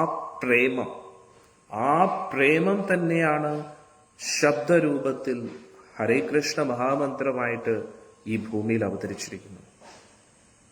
അതുകൊണ്ട് ശ്രീകൃഷ്ണ ഭഗവാനെ ചിത്രത്തിലൂടെയോ വിഗ്രഹത്തിലൂടെയോ അനുഭവിക്കുന്നതിനപ്പുറത്തായിട്ട് കൺമുന്നിൽ നമുക്ക് കാണാൻ കഴിയും.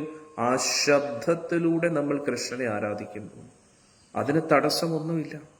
ശുദ്ധി അശുദ്ധി ഒന്നും നോക്കേണ്ട ആവശ്യമില്ല. ബ്രാഹ്മണ ജന്മം ആകണമെന്നില്ല.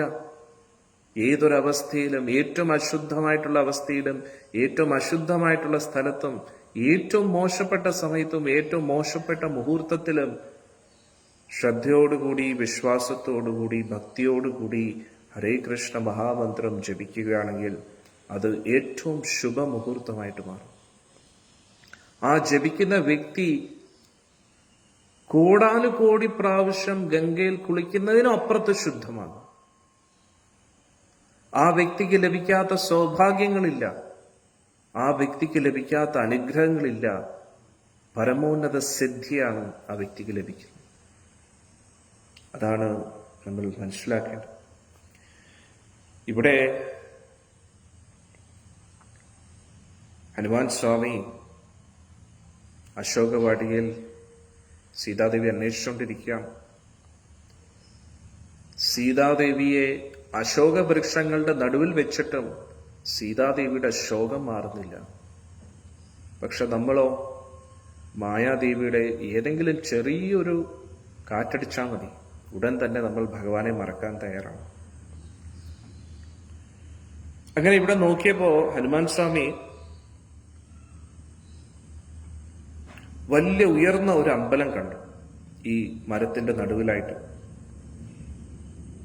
ആ മരത്തിന് 1000 തൂണുകൾ ഉണ്ടായിരുന്നു, എല്ലാം മാർബിളിന്റെ ആയിരുന്നു എന്നിവിടെ പറയുന്നു രാമായണത്തിൽ.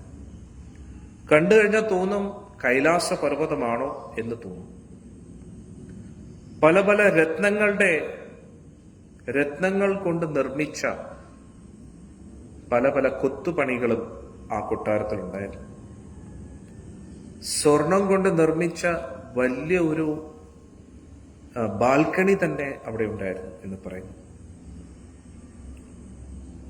എന്നിട്ട് അവിടെ ഹനുമാൻ സ്വാമി ഒരു സ്ത്രീയെ കണ്ടു. അമ്പലത്തിന്റെ ഉള്ളിലല്ല, അമ്പലത്തിന്റെ പുറത്ത്. ചുറ്റും പല പല രാക്ഷസികൾ കൂടി നിൽക്കുന്നു.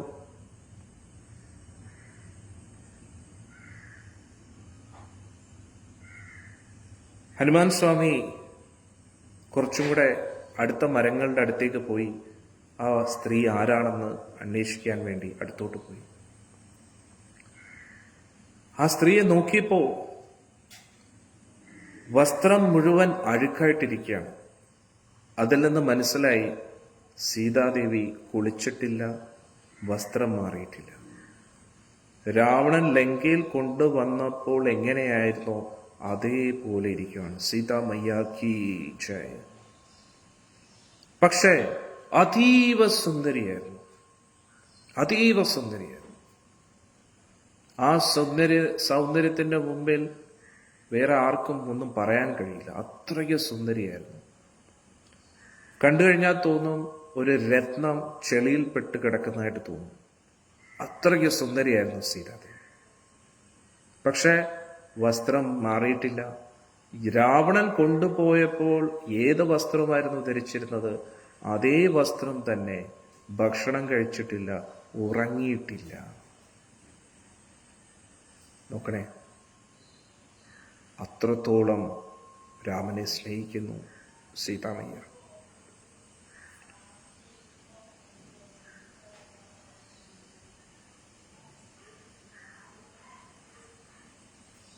ഭക്ഷണം കഴിക്കാത്തത് കൊണ്ട് സീതാദേവിയുടെ ശരീരം ഒരുപാട് ശോഷിച്ചു പോയിരുന്നു.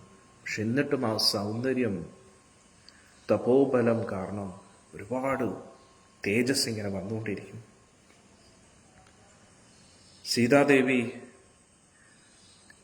കരഞ്ഞതിനൊരു കണക്കില്ല. കണ്ണീരിങ്ങനെ കവിളിൽ നിന്നും ഇങ്ങനെ ഒഴുകി ഒഴുകി അവിടെ എന്തോ മഴ പെയ്തതുപോലെ കണ്ണീരിങ്ങനെ വന്നുകൊണ്ടേയിരിക്കും.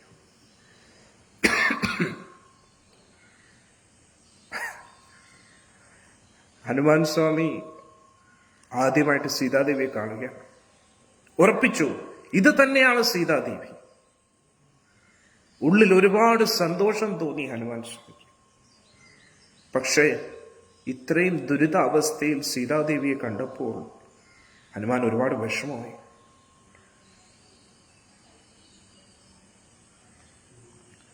തറയിൽ വീണ് കിടക്കുകയാണ് സീതാദേവി. ഒരു കട്ടിലൊന്നും അല്ല കിടക്കുന്നത്, തറയിൽ കിടക്കുക. പക്ഷേ ദേവിയുടെ ദേഹത്തിൽ നിന്നുള്ള ആ ഒരു സ്വർണ ദേഹകാന്തി ഇങ്ങനെ വന്നുകൊണ്ടേയിരിക്കുന്നു.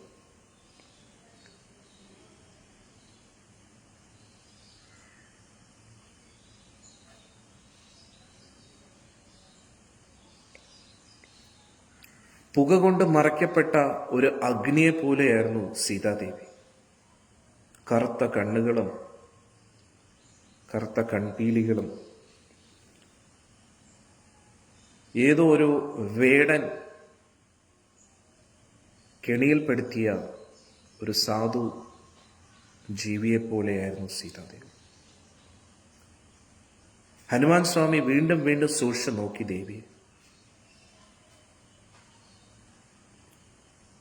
സൂക്ഷിച്ചു നോക്കിയപ്പോ സീതാദേവി ഒരു മഞ്ഞ വസ്ത്രമാണ് ധരിച്ചിരിക്കുന്നത്. ഋഷ്യമുഖ പർവ്വതത്തിന്റെ മുകളിലൂടെ രാവണൻ സീതാദേവിയെ കൊണ്ടുപോകുന്ന സമയത്ത് ഇതേ മഞ്ഞ വസ്ത്രമായിരുന്നു എന്ന് ഹനുമാൻ സ്വാമി ഓർത്തു. ഹനുമാൻ സ്വാമി ഉറപ്പിച്ചു, ഇത് തന്നെയാണ് സീതാദേവി. ഒരുപാട് വിഷമത്തോടുകൂടി ഹനുമാൻ സ്വാമി സീതാദേവി എങ്ങനെ നോക്കുകയാണ്. ഹനുമാൻ സ്വാമി ചിന്തിക്കുകയാണ്, എത്ര ശക്തമാണ് വിധിയെന്ന് നോക്കണേ. സീതാദേവി ജാനകിയാണ്, ജനക മഹാരാജാവിന്റെ പുത്രിയാണ്. ആരുടെ ഭാര്യയാണ്? 14 ലോകങ്ങളെയും ആ രാമൻ വില്ലൊന്ന് പിടിച്ചു കഴിഞ്ഞാൽ 14 ലോകങ്ങളും കിടുകിടാ വിറയ്ക്കും. രാമൻ ഒറ്റയ്ക്ക് മതി 14 ലോകങ്ങളുമായിട്ട് ഒറ്റയ്ക്ക് യുദ്ധം ചെയ്യാൻ. സാക്ഷാൽ മഹാദേവന് പോലും പിടിച്ചു നിൽക്കാൻ കഴിയില്ല ആ രാമന്റെ മുമ്പിൽ. അതേ രാമന്റെ ഭാര്യ ഈ ഒരു അവസ്ഥയിലാണല്ലോ എന്നോർത്ത് ഹനുമാൻ സ്വാമി ഒരുപാട് ദുഃഖിച്ചു. ഹനുമാൻ സ്വാമി വിചാരിച്ചു, ഈ ദേവി ഈ ഒരു ദുഃഖം അർഹിക്കുന്നില്ല. എന്തുകൊണ്ട് ഇത് ഈ ഒരു അവസ്ഥയിലേക്ക് ദേവി ആയിപ്പോയി? എനിക്കിതിനെക്കുറിച്ച് ചിന്തിക്കാൻ കഴിയുന്നില്ല എന്ന് ഹനുമാൻ സ്വാമി വിചാരിച്ചു. ഉടൻ തന്നെ ഹനുമാൻ സ്വാമി രാമനെ ഓർത്തു. രാമന് വേണ്ടി ഇനി ഞാൻ എന്താണ് ചെയ്യേണ്ടത്? എന്റെ കഴിവിന്റെ പരമാവധി ആ പരമോന്നത ഭഗവാന് വേണ്ടി ഞാൻ എന്താണ് ചെയ്യേണ്ടത്? പൊതുവെ പല വ്യക്തികളും ഭക്തിയിൽ വരുമ്പോൾ അവർ അലസരായി മാറാറുണ്ട്. തൊഴുവും അർച്ചനകൾ ചെയ്യും, വഴിപാടുകളൊക്കെ ചെയ്യും, പക്ഷെ സേവനം ചെയ്യാൻ മടിയായിരിക്കും. അതിന് അവരുടേതായിട്ടുള്ള ന്യായീകരണങ്ങളും അവർക്കുണ്ട്. ഈ പ്രപഞ്ചത്തിലെ മുഴുവൻ നാഥനല്ലേ ഭഗവാൻ, നമ്മൾ എന്ത് ചെയ്യാൻ അദ്ദേഹത്തിന് വേണ്ടി?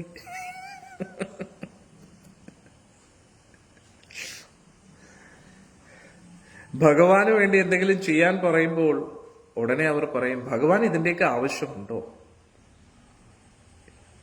എല്ലാവർക്കും കുചേല വൃത്താന്തം കേൾക്കാൻ ഇഷ്ടമാണ്. എന്താണ്? തിരിച്ചെന്ത് കിട്ടും? കൊടുക്കേണ്ടത് ഒരു പിടി അവല് മതി. അന്നേരം ഭഗവാന്റെ അടുത്ത് വരുമ്പോഴും ബിസിനസ് മൈൻഡോടെയാണ് വരുന്നത്. ബിസിനസ് മൈൻഡ് എന്ന് പറഞ്ഞാൽ എന്താണ്? ചെറിയ ഇൻവെസ്റ്റ്മെന്റ്, മാക്സിമം റിട്ടേൺ. അതാണ് ബിസിനസ്. എത്രത്തോളം കുറച്ച് എഫേർട്സ് ഇടാം, എത്രത്തോളം മാക്സിമം അവിടെ നടിച്ചു മാറ്റാം എന്നതാണ് ബിസിനസ് എന്ന് പറയുന്നത്.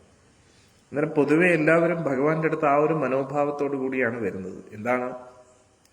ഞാൻ എത്ര കുറച്ചു കൊടുക്കാം, അവിടെ നിന്ന് എത്രത്തോളം അനുഗ്രഹം എനിക്ക് കിട്ടാം. എന്നിട്ട് അവർക്ക് ഭഗവത്ഗീതയിലെ ഏറ്റവും ഇഷ്ടപ്പെട്ട ശ്ലോകം എന്താണ്? പത്രം പുഷ്പം ഫലം തോയം. പിന്നെ കുചേല വൃത്താന്തം. എന്തുകൊണ്ട്?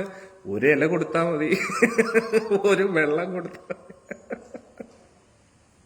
ഒരു ഇലയോ ഒരു വെള്ളമോ ഒരു പഴമോ കൊടുത്താൽ മതി. ആ പഴവും അവിടുന്ന് ഇവിടുന്ന് കെട്ടിക്കഴിഞ്ഞാൽ അത്രയും നല്ലത്. പൂക്കളും എന്താ ഇവിടുന്ന് കെട്ടിക്കഴിഞ്ഞാൽ അത്രയും നല്ലത്. വെള്ളം പിന്നെ ഏതെങ്കിലും ഒരു വെള്ളം മതി, അല്ലേ? അന്നേരം എത്രത്തോളം കുറച്ചു കൊടുക്കാം, എത്രത്തോളം മാക്സിമം കിട്ടാം എന്നാണ് ചിന്തിക്കുന്നത്. ഹരേ കൃഷ്ണ.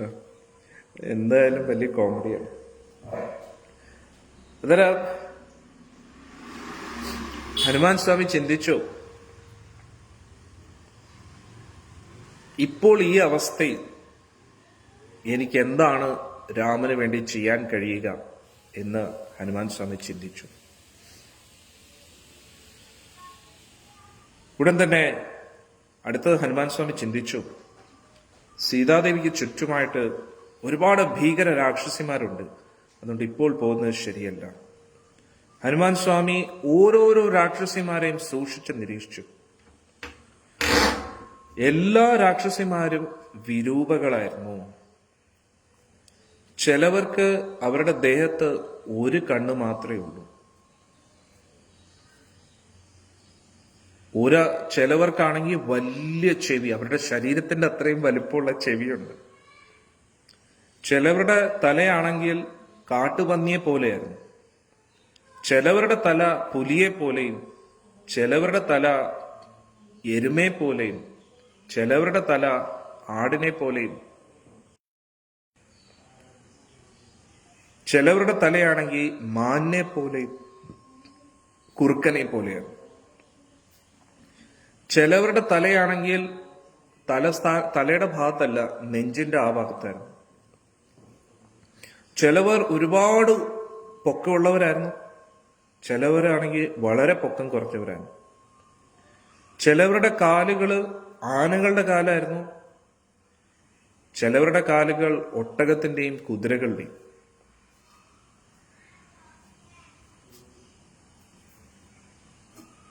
അന്നേരം രാവണന്റെ ബുദ്ധി നോക്കണേ. അശോകവാട്ടികയിൽ ഇരുത്തി. എന്തിനാ? രാമനെ മറക്കാൻ വേണ്ടി. പക്ഷെ അതേ സമയത്ത് നല്ല സന്തോഷമായിട്ടുള്ളൊരു സാഹചര്യം കൊടുത്തില്ല. എന്തിനു വേണ്ടി? ഇവിടുന്ന് മാറാനുള്ള താല്പര്യം സീതാദേവിക്ക് വേണം, എങ്കിലേ രാവണന്റെ അന്തപുരിയിലേക്ക് കയറൂ.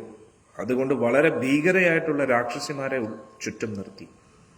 അന്നേരം ഒന്ന് ആലോചിച്ച് നോക്കണം. സുഖമായിട്ടുള്ള അവസരവും കൊടുത്തു, ഏറ്റവും ഭീകരമായിട്ടുള്ള അന്തരീക്ഷവും കൊടുത്തു. ഇതാണ് നമ്മുടെ ജീവിതത്തിൽ നടക്കുന്നത്. സുഖസൗകര്യങ്ങളും വരും, ദുഃഖത്തിനുള്ള അവസ്ഥകളും വരും. പക്ഷെ ഇത് രണ്ടിലും നമ്മൾ ഭഗവാനെ മറക്കരുത് എന്ന് നമ്മൾ മനസ്സിലാക്കും. ഇനി ചിലവരുടെ മൂക്കാണെങ്കിൽ വളരെ നീളമുള്ളതും, ചിലവരുടെ മൂക്ക് വളഞ്ഞ മൂക്കുമായിരുന്നു. ചിലവരുടെ ചെവിയാണെങ്കിൽ നല്ല കൂർപ്പിച്ച ചെവി, ചിലവരുടെ പല്ലുകളാണെങ്കിൽ സിംഹത്തിൻ്റെതായിട്ടുള്ള നല്ല കൂർപ്പിച്ച പല്ലുകളും. ചിലവരുടെ മുടിയാണെങ്കിലോ കാലിന്റെ അവിടം വരെ ഉണ്ടായിരുന്നു.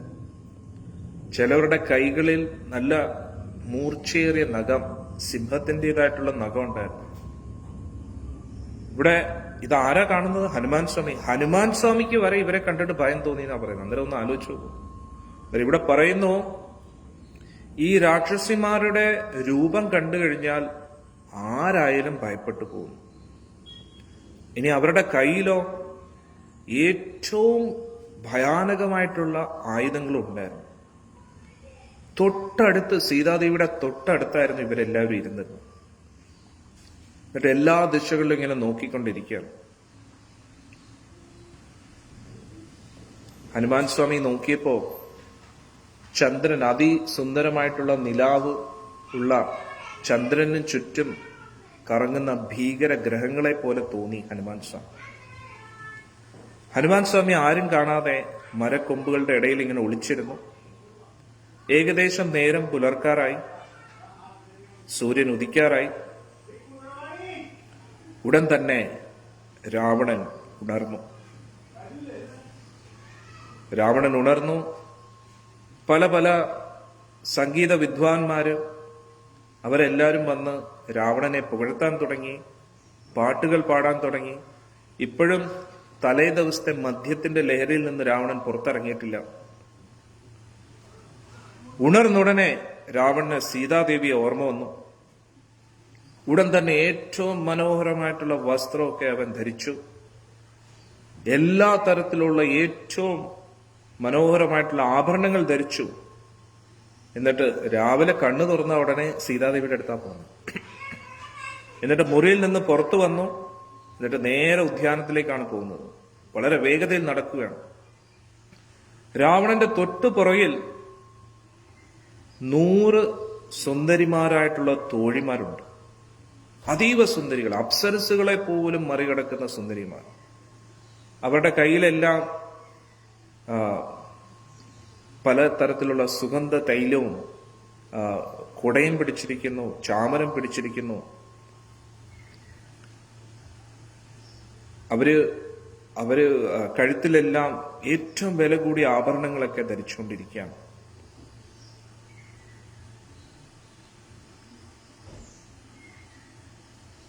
എന്നാൽ ഇവിടെ വാൽമീകി ഋഷി പറയുന്നു, ഒരുപാട് ശക്തനായിരുന്നുവെങ്കിലും ആ രാവണൻ കാമത്തിന്റെ അടിമയായിരുന്നു. അതുകൊണ്ട് സീതാദേവിയെ, അമ്മയാണ്, ജഗദംബികയാണ്, പക്ഷെ അമ്മയും പെങ്ങളെയും തിരിച്ചറിയത്തില്ല രാവണൻ. ഇത്ര ഗുണങ്ങളുണ്ടായിട്ട് എന്താ പ്രയോജനം, അല്ലേ? എല്ലാവർക്കും ഭഗവാൻ കൃഷ്ണനാകണം എന്നാണ് ആഗ്രഹം. ഭഗവാൻ കൃഷ്ണൻ ഗോപികമാരുമായിട്ട് വിഹരിക്കുന്നത് പോലെ എല്ലാവർക്കും സ്ത്രീജനങ്ങളുടെ സമ്പർക്കത്തിലാണ് താല്പര്യം. പക്ഷെ നമ്മൾ മനസ്സിലാക്കണം, രണ്ടും തമ്മിൽ ഒരുപാട് വ്യത്യാസമാണ്. ഭഗവാൻ കാമത്തിന്റെ അടിമയായതുകൊണ്ടല്ല ഭഗവാൻ ഗോപികമാരെ സ്നേഹിക്കുന്നത്. ഗോപികമാർ ഭഗവാനെ അത്രത്തോളം സ്നേഹിക്കുന്നു എന്നാണ് നമ്മൾ മനസ്സിലാക്കുന്നത്. ഭഗവാൻ ആത്മാരാമനാണ്. കൃഷ്ണനുള്ളിടത്ത് കാമമില്ല, കാമമുള്ളിടത്ത് കൃഷ്ണനില്ല. ഭഗവാൻ എങ്ങനെയാണ് കാമം വരുന്നത്? അദ്ദേഹത്തിന്റെ നാമം ജപിക്കുന്ന വ്യക്തികളിൽ നിന്നും കാമം നഷ്ടപ്പെടും. കുടുംബജീവിതം പോലും വേണ്ട എന്ന് പറഞ്ഞാണ് അദ്ദേഹത്തിന്റെ പരിശുദ്ധ ഭക്തർ ജീവിക്കുന്നത്. ആ ഭഗവാന്റെ ഉള്ളിൽ എങ്ങനെയാണ് കാമം വരിക? ഗോപികമാർ ഭഗവാനെ കാമുകനായി ലഭിക്കണമെന്ന് ആഗ്രഹിച്ചു. അത്രയ്ക്ക് സുന്ദരനാണ് ശ്രീകൃഷ്ണ ഭഗവാൻ. സാക്ഷാൽ മഹാദേവൻ പോലും കൊതിച്ചുപോയി ഭഗവാനെ ഭർത്താവായി ലഭിക്കാൻ വേണ്ടി. ഭൂതാദിനാഥനായ മഹാദേവൻ പോലും ആഗ്രഹിച്ചു ഇദ്ദേഹത്തിന്റെ ഭാര്യയാകാൻ കഴിഞ്ഞിരുന്നുവെങ്കിൽ. അത്രയ്ക്ക് സുന്ദരനാണ് നമ്മുടെ ഭഗവാൻ. ആ ഭഗവാനെ ഒന്ന് കെട്ടിപ്പിടിക്കാൻ, ഭഗവാന്റെ ആ സുന്ദരമായ കവിളത്തൊന്ന് ചുംബനം ചെയ്യാൻ, ഭഗവാന്റെ തൃപ്പാദ സേവ ചെയ്യാൻ ബ്രഹ്മദേവൻ പോലും കൊതിക്കും. ആരാണ് കൊതിക്കാത്തത്? അതായത് ആണുങ്ങൾക്ക് പോലും ഭഗവാനെ അത്രയ്ക്ക് ഇഷ്ടമാണ്. പിന്നെ എങ്ങനെയാണ് പാവപ്പെട്ട ഗോപികമാർക്ക് ഭഗവാനോട് ഇഷ്ടം തോന്നാതിരിക്കുക? അത്രയ്ക്ക് മനോഹരനല്ലേ നമ്മുടെ ഗുരുവായൂരപ്പൻ? സാക്ഷാൽ കാമദേവൻ പോലും മോഹിച്ചു പോവും ഭഗവാന്റെ ആ സൗന്ദര്യം കണ്ടു കഴിഞ്ഞാൽ. അത്രയ്ക്ക് സുന്ദരനാണ്. ഭഗവാന്റെ പോലുള്ള കണ്ണുകൾ ഈ ലോകത്ത് വേറെ ആർക്കും ഇല്ല. ഭഗവാന്റെ പോലെ ആ ചുണ്ടും, ഭഗവാന്റെ സുന്ദരമായിട്ടുള്ള ചിരിയും, ഭഗവാന്റെ നാസിക, ഭഗവാന്റെ മുഖം, ഭഗവാന്റെ ആ സുന്ദരമായിട്ടുള്ള നാഭിഭാഗവും, ഭഗവാന്റെ തൃപ്പാദവും, ഭഗവാന്റെ വസ്ത്രവും, ഭഗവാന്റെ കേശവും, ഭഗവാന്റെ മയിൽപ്പീലി ചൂടി നിൽക്കുന്ന ആ ഒരു രൂപവും, ഇത്രയും സുന്ദരമായിട്ട് ഈ ലോകത്തിൽ വേറൊരു ദൃശ്യമില്ല. എല്ലാ സൗന്ദര്യത്തിന്റെയും മൂർത്തിമത് ഭാവമാണ് ഗുരുവായൂരപ്പൻ. അതുകൊണ്ടാണ് മേൽപ്പത്തൂർ നാരായണ ഭട്ടതിരിപ്പാട് നാരായണത്തിൽ പറയുന്നത്, മനോഹരമായ കാഴ്ചകളിൽ വെച്ച് ഏറ്റവും മനോഹരമായതും, സുന്ദരമായിട്ടുള്ള വസ്തുക്കളിൽ വെച്ച് ഏറ്റവും സുന്ദരമായിട്ടുള്ളതും, ആശ്ചര്യപ്പെടുത്തുന്ന വസ്തുവകളിൽ വെച്ച് ഏറ്റവും ആശ്ചര്യകരമായിട്ടുള്ള വ്യക്തി. ഇതിനപ്പുറം വേറൊന്നുമില്ല. അതുകൊണ്ട് ആർക്കാണ് ഭഗവാനോട് ഇഷ്ടം തോന്നാത്തത്? അതേ ഭഗവാൻ തന്നെ കയ്യിൽ വില്ല് പിടിക്കുമ്പോൾ അദ്ദേഹം രാമനാണ്, ഓടക്കുഴൽ പിടിക്കുമ്പോൾ കൃഷ്ണനാണ്, ശംഖുചക്ര ഗദാപത്മം പിടിക്കുമ്പോൾ വിഷ്ണുവാകുന്നു. അതേ ഭഗവാൻ തന്നെ. അദ്ദേഹം തന്നെയാണ് നരസിംഹം, അദ്ദേഹം തന്നെയാണ് വരാഹം. എന്നാലും ആ പരമോന്നതമായ അദ്ദേഹത്തിന്റെ രൂപം എന്ന് പറഞ്ഞാൽ ശ്യാമസുന്ദര രൂപമാണ്, മദൻ ഗോപാല രൂപമാണ്. ഭഗവാൻ ഓടക്കുള്ളും പിടിച്ചു നിൽക്കുന്ന ആ സുന്ദരമായിട്ടുള്ള രൂപം, അത് കാണാൻ ആരാണ് ആഗ്രഹിക്കാത്തത്? മറ്റേത് രൂപത്തിനെക്കാട്ടിയും ഭഗവാന്റെ ആ ശ്യാമസുന്ദര രൂപത്തിന്റെ മാധുര്യം ഒരുപാടാണ്. അതാണ് ഗോപികമാർ ആഗ്രഹിക്കുന്നത്. രാവണൻ എത്ര ശ്രമിച്ചാലും രാമന്റെ ഒരു രോമത്തിന്റെ അടുത്ത് എത്താൻ പറ്റുമോ?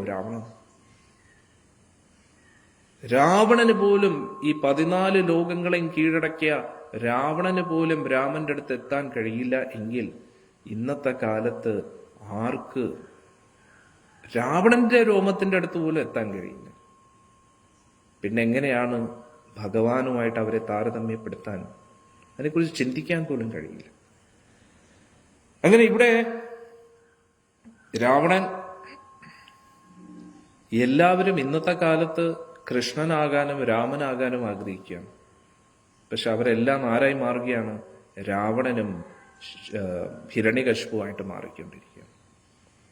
എല്ലാവർക്കും രാമന്റേതായിട്ടുള്ള കീർത്തി വേണം, രാമരാജ്യം വേണം, പക്ഷെ രാമന്റെ ഗുണങ്ങളിൽ താല്പര്യമില്ല.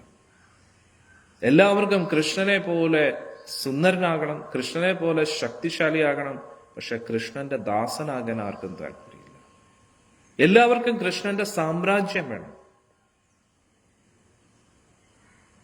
ഗുരുവായൂരിൽ മിക്ക ആൾക്കാരും വരുന്നത് ഗുരുവായൂരിലെ ആ പ്രൗഢി കാണാൻ വേണ്ടിയാണ്. ഗുരുവായൂരിൽ ജോലി ചെയ്യുന്നതും അതിനു വേണ്ടിയാണ്. പക്ഷെ അകത്തിരിക്കുന്ന ഭഗവാനെ അദ്ദേഹം ഇല്ലെങ്കിൽ ഗുരുവായൂര് ശൂന്യമാണ്. അതാണ് നമ്മളെല്ലാവരും മനസ്സിലാക്കേണ്ടത്. ഇവിടെ അങ്ങനെ ആ ഒരു ഭാവത്തോടു കൂടി വരുന്നത് ദുര്യോധനന്റെ ഒരു മനോഭാവമാണ്. നാരായണനെ വേണ്ട, നാരായണ സേന മതി എന്നുള്ളൊരു ഭാവത്തിൽ. ഗുരുവായൂർ നമ്മൾ വരുന്നത് നാരായണ സേന ആഗ്രഹിച്ചാവരുത്, നമുക്ക് നാരായണനെയാണ് വേണ്ടത്, ആദി നാരായണനായ സാക്ഷാൽ ഗുരുവായൂരപ്പനെ. അദ്ദേഹത്തിന് വേണ്ടി നമ്മൾ ഗുരുവായൂരിൽ വരികയാണെങ്കിൽ അദ്ദേഹത്തിനും നമ്മളോട് താല്പര്യം കാണും. അല്ലാതെ ദുര്യോധന്റെ ഭാവത്തിൽ വരികയാണെങ്കിൽ നാരായണ സേനയെ കിട്ടും, പക്ഷെ അവസാനം തുട പൊട്ടി കിടക്കേണ്ടി വരും. ഉള്ളതും കൂടെ എല്ലാം പോകും. ദുര്യോധൻ വിചാരിച്ചു അർജുൻ മണ്ടനാണെന്ന്, പക്ഷെ ആരാ മണ്ടനായത്? അവസാനം ദുര്യോധന മണ്ടനായത്. ഭീഷ്മരുണ്ടായിരുന്നു, ദ്രോണാചാര്യരുണ്ടായിരുന്നു, 11 അക്ഷൗണിപ്പടയുണ്ടായിരുന്നു, സാക്ഷാൽ നാരായണ സേനയും കൂടെ കൊടുത്തു ഭഗവാൻ. ഇതിന്റെ ഭഗവാനോട് പറയുകയും ചെയ്ത് ആയുധം എടുക്കരുതെന്ന്. ആയുധം എടുക്കത്തില്ലെന്ന് പറയാം. പാണ്ഡവ പക്ഷത്ത് വെറും 7 അക്ഷൗണിപ്പടയുള്ളൂ. ഭഗവാൻ പാർത്ഥസാരഥിയായിട്ട് രഥം മാത്രമേ ഓടിക്കത്തുള്ളൂ എന്ന് പറഞ്ഞ. അതാണ് ദുര്യോധനന് പറ്റിയ ഏറ്റവും വലിയ തെറ്റ്. അതുകൊണ്ട് ഗുരുവായൂരിലുള്ള വ്യക്തികൾക്കും ഗുരുവായൂർ വരുന്ന വ്യക്തികൾക്കും ഗുരുവായൂർ റിയൽ എസ്റ്റേറ്റിൽ നല്ല മോഹമുണ്ട്, എല്ലാം നല്ല കാശുള്ള മണ്ണാണ്. ഇവിടെ ബിസിനസ് സ്റ്റാർട്ട് ചെയ്യണം, അത് ചെയ്യണം, ഇത് ചെയ്യണം. ദേവസ്വം ബോർഡിൽ ഒരു ജോലി കിട്ടിയാൽ വളരെ നന്നായിരിക്കും, നല്ലൊരു ശമ്പളം കിട്ടി, നല്ല സുഖ ജീവിതമാണ്. പക്ഷെ ഇതിന്റെ ഇടയിൽ വേറൊരാളെ മറന്നുപോയി. സൂര്യനില്ലെങ്കിൽ സൂര്യരശ്മിയില്ല. അതുകൊണ്ട് അകത്തിരിക്കുന്ന ആളെ ആരും മറന്നു പോകരുത്. അകത്തിരിക്കുന്ന വ്യക്തിയാണ് മെയിൻ വ്യക്തി. അദ്ദേഹം ഇല്ലെങ്കിൽ എല്ലാം ശൂന്യമാകും. ഈ ഐസ് പോലെയാണ്. ഐസ് നമ്മളിങ്ങനെ ശക്തമായിട്ട് ഇങ്ങനെ കയ്യിൽ പിടിക്കും. എന്തിനു വേണ്ടി? എന്തോ കയ്യിൽ കിട്ടിയെന്ന്. കൈ തുറന്നു നോക്കുമ്പോൾ ഒന്നും കാണത്തില്ല, എല്ലാം ഒലിച്ചു പോകും. അതാണ് ഭഗവാന്റെ മായ. ഐസ് ഇങ്ങനെ പിടിക്കുന്ന പോലെയാണ്. ഐസ് ഇങ്ങനെ കട്ടിക്ക് പിടിക്കണം, പക്ഷെ കൈ തുറക്കുമ്പോൾ ഒന്നും കാണത്തില്ല, എല്ലാം ഒലിച്ചു പോകും. നമ്മൾ ഇത് പിടിച്ചു അത് പിടിച്ചു എന്നൊക്കെ പറഞ്ഞ് ഇങ്ങനെ സാമ്രാജ്യങ്ങൾ പിടിക്കുന്നതിന്റെ ഇടയിൽ യഥാർത്ഥത്തിൽ പിടിക്കേണ്ട വ്യക്തിയെ നമ്മൾ പിടിക്കുന്നില്ല. ഗുരുവായൂരപ്പനെയാണ് വേണ്ടത്, ഗുരുവായൂരിലെ അപ്പനെയാണ് വേണ്ടത്, ഗുരുവായൂരല്ല വേണ്ടത്. ആ അപ്പനെയാണ് നമുക്ക് വേണ്ടത്, അല്ലാതെ ഗുരുവായൂരിനെ അല്ല നമുക്ക് വേണ്ടത്. ഗുരുവായൂരപ്പൻ ഇല്ലെങ്കിൽ ഗുരുവായൂർ ഒന്നുമല്ല. അത് നമ്മൾ മറന്നുപോയി. ഗുരുവായൂരിനെ ഗുരുവായൂരാക്കുന്നത് ആ ഗുരുവായൂരിലെ അപ്പനാണ്. അദ്ദേഹത്തെ നമ്മൾ തിരിഞ്ഞു നോക്കുന്നില്ല എങ്കിൽ, ഇനി അദ്ദേഹത്തിന്റെ മുമ്പിൽ വന്ന് തൊഴുകുമ്പോഴും അദ്ദേഹത്തിൽ നിന്ന് എന്തൊക്കെ നേടിയെടുക്കാം എന്നൊരു ചിന്തയാണെങ്കിൽ, നമ്മൾ അദ്ദേഹമായിട്ട് ബിസിനസ് ഡീലിങ്സ് ആണ് ചെയ്യുന്നതെങ്കിൽ അദ്ദേഹം തിരിച്ച് ബിസിനസ് ഡീലിങ്സ് ആയിരിക്കും. അതുകൊണ്ട് നമ്മുടെ മനസ്സ് മാറ്റുക, നമ്മുടെ മനോഭാവം മാറ്റുക. നമ്മൾ ഭഗവാന് വേണ്ടി ജീവിക്കാൻ പഠിക്കുക. ഇവിടെ പല പല ഭീകര രൂപങ്ങളായിട്ടുള്ള അസുര രാക്ഷസിമാരും ഉണ്ടായിരുന്നു.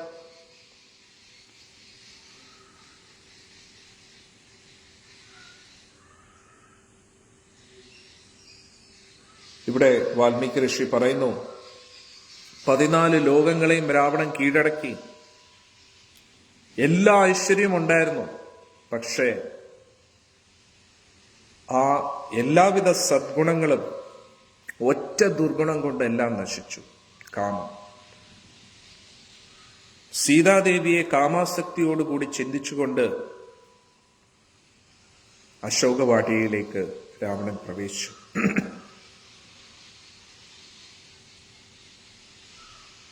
ഉള്ളിൽ സീതാദേവിയെ കണ്ടാസ്വദിക്കാൻ വന്നിരിക്കുകയാണ് രാവണൻ. വരുന്ന സമയത്ത് അവൻ പല പല കവിതകളും ഉള്ളിൽ മനസ്സിൽ തന്നെ രചിച്ചു സീതാദേവിക്ക് വേണ്ടി. ഹനുമാൻ സ്വാമി ഇതെല്ലാം ഒരു മരത്തിന്റെ പുറകിൽ നിന്നും കേൾക്കുകയാണ്.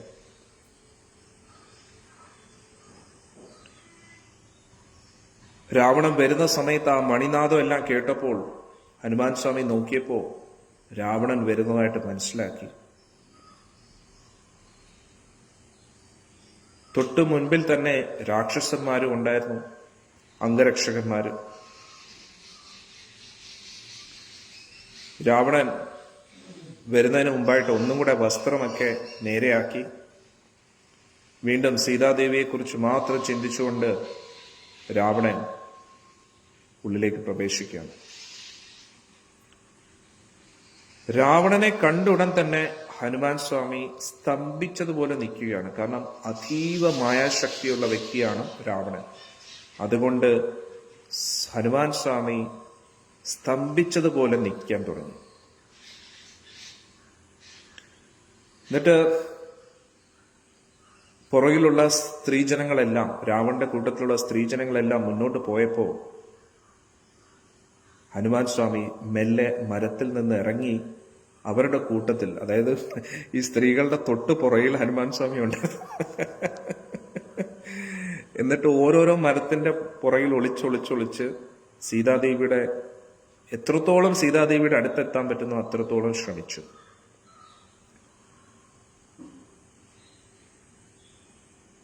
രാവണനെ കണ്ടുടൻ തന്നെ സീതാദേവി വിറയ്ക്കാൻ തുടങ്ങി.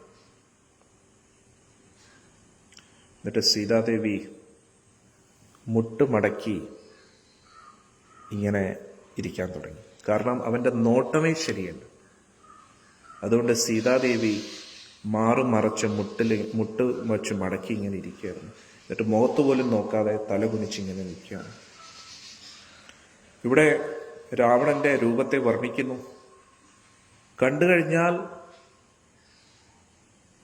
കുറെ മക്കളുടെ അച്ഛനാണെന്ന് തോന്നത്തില്ല, ചെറുപ്പക്കാരാണെന്നേ തോന്നും.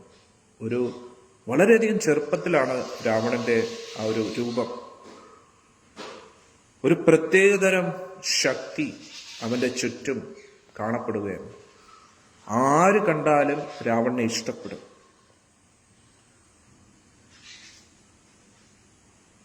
പക്ഷെ സീതാദേവി രാവണനെ കണ്ടിട്ട് നോക്കാൻ പോലും താല്പര്യം കാണിച്ചില്ല.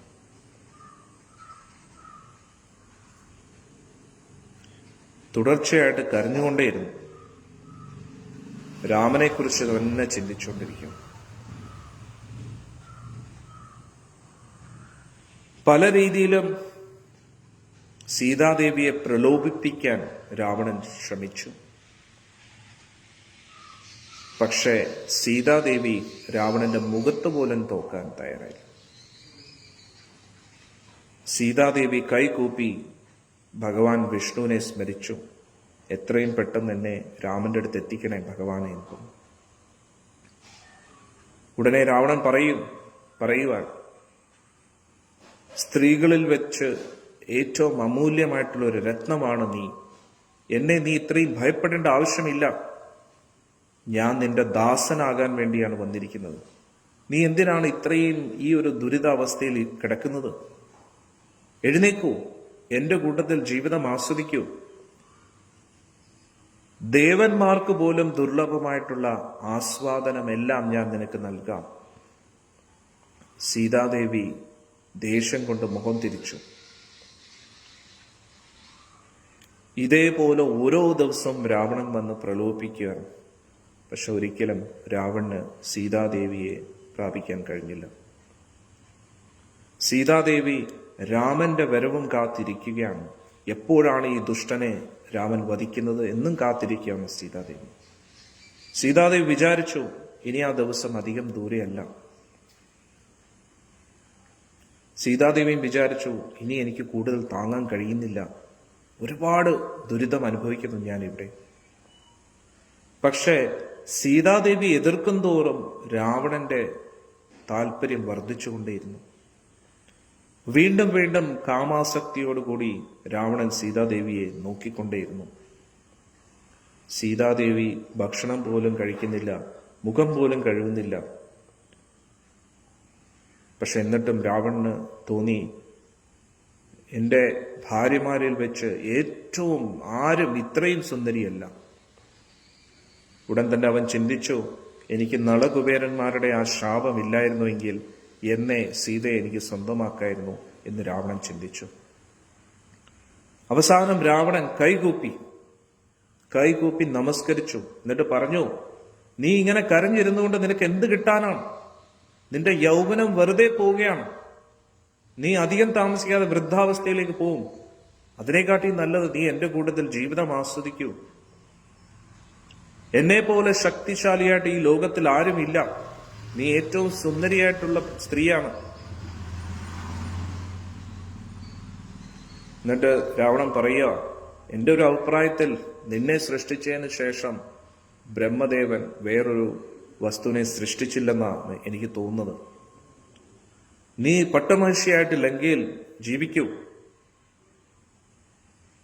ഈ ത്രിലോകങ്ങൾ മുഴുവൻ നിന്റെ അച്ഛനായ ജനകന് ഞാൻ നൽകാം എന്നൊക്കെ രാവണൻ പറയുകയാണ്. ദേവലോകം മുഴുവൻ ഞാൻ കീഴടക്കി. അതുകൊണ്ട് ഈ ബ്രഹ്മാണ്ടത്തിൽ എന്റെ അത്രയും ശക്തിശാലിയായിട്ട് ആരുമില്ല. രാമന് എനിക്കെതിരെ എന്ത് ചെയ്യാൻ കഴിയും? അതുകൊണ്ട് വെറും ഒരു രാജകുമാരനായ രാമനെ കുറിച്ച് നീ എന്തിനാ ചിന്തിക്കുന്നത്? അവൻ എപ്പോഴും കാട്ടിലായിരിക്കും. എനിക്ക് തോന്നുന്നു രാമൻ മരിച്ചു കാണും. അതുകൊണ്ട് എന്തായാലും നിനക്കിനി രാമനെ കാണാൻ കഴിയില്ല.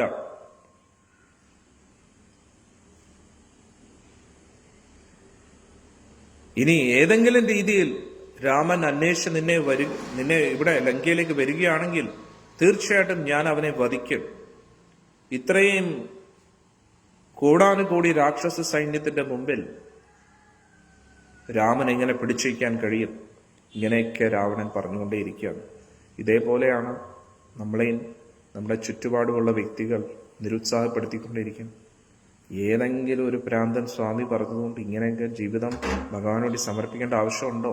ഇതൊക്കെ ചെയ്തുകൊണ്ട് എന്ത് കിട്ടാനാണ്? രാധാഷ്ടമി, ഭഗവാന്റെ സേവനം, ഇതൊക്കെ വെറും ഉടായ്പ പരിപാടികളല്ലേ എന്നൊക്കെ പല ആൾക്കാരും രാവണന്റെ സ്വഭാവത്തിലൂടെ നമ്മളെ നിരുത്സാഹപ്പെടുത്താൻ ശ്രമിക്കും. കാരണം ഈ ലോകം അങ്ങനെയാണ്. അതുകൊണ്ട് നമ്മളാണ് മനസ്സിലാക്കേണ്ടത് നമുക്ക് വേണ്ടത് എന്താണ്. ഭഗവാനാണ് നമ്മുടെ ലക്ഷ്യം, ഭഗവാന്റെ സേവനമാണ്. അങ്ങനെ രാവണൻ വീണ്ടും വീണ്ടും പറഞ്ഞുകൊണ്ടേയിരുന്നു. വളരെ മനോഹരമായിട്ടും മധുരമായിട്ടും പറഞ്ഞു, നീ എന്റെ ഭാര്യയാകും, നീ എനിക്ക് ഏറ്റവും പ്രിയപ്പെട്ടവളായിരിക്കും, ജീവിതം ആസ്വദിക്കൂ, ഏറ്റവും നല്ല വസ്ത്രങ്ങൾ ധരിക്കൂ, ഏറ്റവും നല്ല ആഭരണങ്ങൾ ധരിക്കൂ, നിന്റെ ദുഃഖങ്ങളെല്ലാം അകറ്റൂ, എന്നിട്ട് നിനക്കായിട്ട് ഞാൻ സുന്ദരമായിട്ടുള്ളൊരു മന്ദിരം പണിയാം, അവിടെ നമുക്ക് വിഹരിക്കാന്നൊക്കെ പറഞ്ഞു. ഇതെല്ലാം കേട്ടിട്ട് സീതാദേവിക്ക് ഒരു കുലുക്കമില്ല. രാവണന്റെ അടുത്ത് നോക്കുന്ന പോലും ഇല്ലായിരുന്നു. എന്നിട്ട് അവിടെയുള്ള ഒരു ദർഭപ്പുല്ലെടുത്ത് ദേവി രാവണന്റെ ഇടയ്ക്ക് വെച്ചു. എന്നിട്ട് പറഞ്ഞു, നിന്റെ ഈ ഒരു പ്രതീക്ഷകളൊക്കെ മാറ്റൂ. നീ ഇത്രയും പാപിയായിട്ട് നിനക്ക് എന്നെ സ്പർശിക്കാൻ പോലും കഴിയില്ല. എനിക്ക് ശ്രീരാമനെയാണ് വേണ്ടത്, അല്ല നിന്നെ അല്ല. ഇങ്ങനെ ബലാത്കാരേണ ഒരു സ്ത്രീയെ നീ കൊണ്ടുവന്നത് തന്നെ ഏറ്റവും വലിയ പാപമാണ്. അതുകൊണ്ട് നിന്റെ നാശം അധികം ദൂരമല്ല എന്നൊക്കെ പറഞ്ഞു. ഇത് കേട്ട ഉടൻ തന്നെ രാവണന് ദേഷ്യം വന്നു. മുഷ്ടി ചുരുട്ടി അവൻ കയ്യിലേക്ക് ഇടിച്ചു. എന്നിട്ട് എല്ലാ പ്രതീക്ഷകളും തകർന്നുപോലെ അവന്റെ കണ്ണ് ചുമന്നു. എന്നിട്ട് പറഞ്ഞു, പക്ഷേ സീതാദേവി പറഞ്ഞു, സൂര്യരശ്മിയെ സൂര്യനിൽ നിന്നും അകറ്റാൻ കഴിയില്ല, അതേപോലെ രാമനെ എന്നിൽ നിന്ന് അകറ്റാൻ കഴിയില്ല. നിനക്ക് എന്തെങ്കിലും നിന്റെ രാക്ഷസ വംശത്തിന്റെ നാശം നീ ആഗ്രഹിക്കുന്നില്ല എങ്കിൽ രാമനോട് ക്ഷമ പറഞ്ഞിട്ട് എന്നെ തിരിച്ച് രാമന്റെ അടുത്തേക്ക് ഏൽപ്പിക്കൂ, അല്ലെങ്കിൽ ഈ ലങ്ക മുഴുവൻ നശിക്കാൻ പോവുകയാന്ന് പറഞ്ഞു. രാമലക്ഷ്മണന്മാർ അസ്ത്രങ്ങൾ അയച്ചു തുടങ്ങിക്കഴിഞ്ഞാൽ അസ്ത്രങ്ങളുടെ ഒരു മഴ പെയ്യും ലങ്കയിൽ. ആ അസ്ത്രങ്ങളുടെ ആ വെള്ളപ്പൊക്കത്തിൽ ലങ്ക മുഴുവൻ നശിക്കും എന്ന് പറഞ്ഞു. രാമലക്ഷ്മണന്മാർ എന്റെ മുമ്പിൽ ഇല്ലാത്തതുകൊണ്ടായിരുന്നു നിനക്ക് എന്നെ തട്ടിക്കൊണ്ടു പോകാൻ കഴിഞ്ഞത്. പക്ഷെ രാമന്റെ മുമ്പിൽ ഒരു നിമിഷം പോലും നിനക്ക് പിടിച്ചു നിൽക്കാൻ കഴിയില്ല എന്ന് പറഞ്ഞു. രാമലക്ഷ്മണന്മാരെന്ന് പറഞ്ഞാൽ സിംഹങ്ങളാണ്, നീ വെറും നായെ പോലെയാണ്. രാവണന്റെ മുഖത്ത് നോക്കി പട്ടീന്ന് വിളിച്ചു. രാവണന്റെ ഒരു അവസ്ഥ. അങ്ങനെ സീതാദേവി വീണ്ടും വീണ്ടും രാവണനെ കുറ്റം പറഞ്ഞുകൊണ്ടേയിരുന്നു. ഇനി സീതാദേവി പറഞ്ഞു, ഇനി രാമലക്ഷ്മണന്മാരുടെ ഒന്നും ആവശ്യമില്ല, എന്റെ തപോബലം മാത്രം മതി, നിന്നെ ഒന്ന് നോക്കിയാൽ മതി, നീ ഭസ്മാവുന്നു, എന്റെ പാതിവൃത്യം കൊണ്ട് തന്നെ നിന്നെ കത്തിക്കാൻ പറ്റുന്നു. പക്ഷേ രാമൻ അതിന് എനിക്ക് നിർദ്ദേശങ്ങൾ നൽകിയിട്ടില്ല. പിന്നെ എന്റെ തപോബലം നിന്നെ പോലെ ഒരു നായ്ക്ക് വേണ്ടി കളയാനും ഇല്ലടാ എന്ന് ദൈവം. സീതാമയ്യാക്കി ജയ്. നിന്നെ പോലൊരു നീചന് വേണ്ടി കളയാനുള്ളതല്ല എന്റെ തപോബലം എന്ന് പറഞ്ഞു. ഇത് കേട്ടോ ഒന്ന് ആലോചിച്ചോക്കണേ. രാവിലെ ഇത്രയും മേക്കപ്പും ചെയ്ത് എല്ലാം വന്നതിന് ശേഷം പട്ടീന്നൊരു വിളി കേട്ടില്ല, പിന്നെ എങ്ങനെ ഇരിക്കും? അതും ഇത്രയും വലിയ ആൾക്കാരെ എല്ലാം നിർത്തി അവരുടെ എല്ലാവരുടെ മുമ്പിൽ വെച്ച് അല്ലെ പബ്ലിക്കായിട്ട് ഇൻസൾട്ട് ചെയ്തെന്നുള്ള രാവണന്. ഇത് കേട്ടോണേ രാവണന് വലിയ ദേഷ്യം. രാവണൻ പറഞ്ഞു, ഈ നിന്റെ വാക്കുകൾ കേട്ടുടൻ തന്നെ നിന്നെ കൊല്ലേണ്ടതാണ്. പക്ഷെ എന്ത് ചെയ്യാനാ, നിന്നെ ഞാൻ സ്നേഹിച്ചു പോയി. അതുകൊണ്ട് കുറച്ച് മാസങ്ങൾ മാത്രം നിനക്ക് നൽകാം. ഒരു വർഷം തികയാൻ ഇനി കുറച്ച് മാസങ്ങൾ മാത്രമേ ഉള്ളൂ. അതിനുള്ളിൽ ഞാൻ പറയുന്ന പോലെ നീ അംഗീകരിച്ചില്ലെങ്കിൽ നിന്നെ ഞാൻ ഭക്ഷണമാക്കുന്നു. അതിന്റെ അർത്ഥം ആള് നോൺ വെജ് മാത്രമല്ല കഴിക്കുന്നത്, സ്ഥിരമായിട്ട് മനുഷ്യരെയാണ് രാവണൻ ഭക്ഷിച്ചുകൊണ്ടിരിക്കുന്നത്. കൊള്ളാം അല്ലേ? നല്ല വ്യക്തിയാണ്. അതിനുശേഷം രാവണൻ തിരിഞ്ഞു.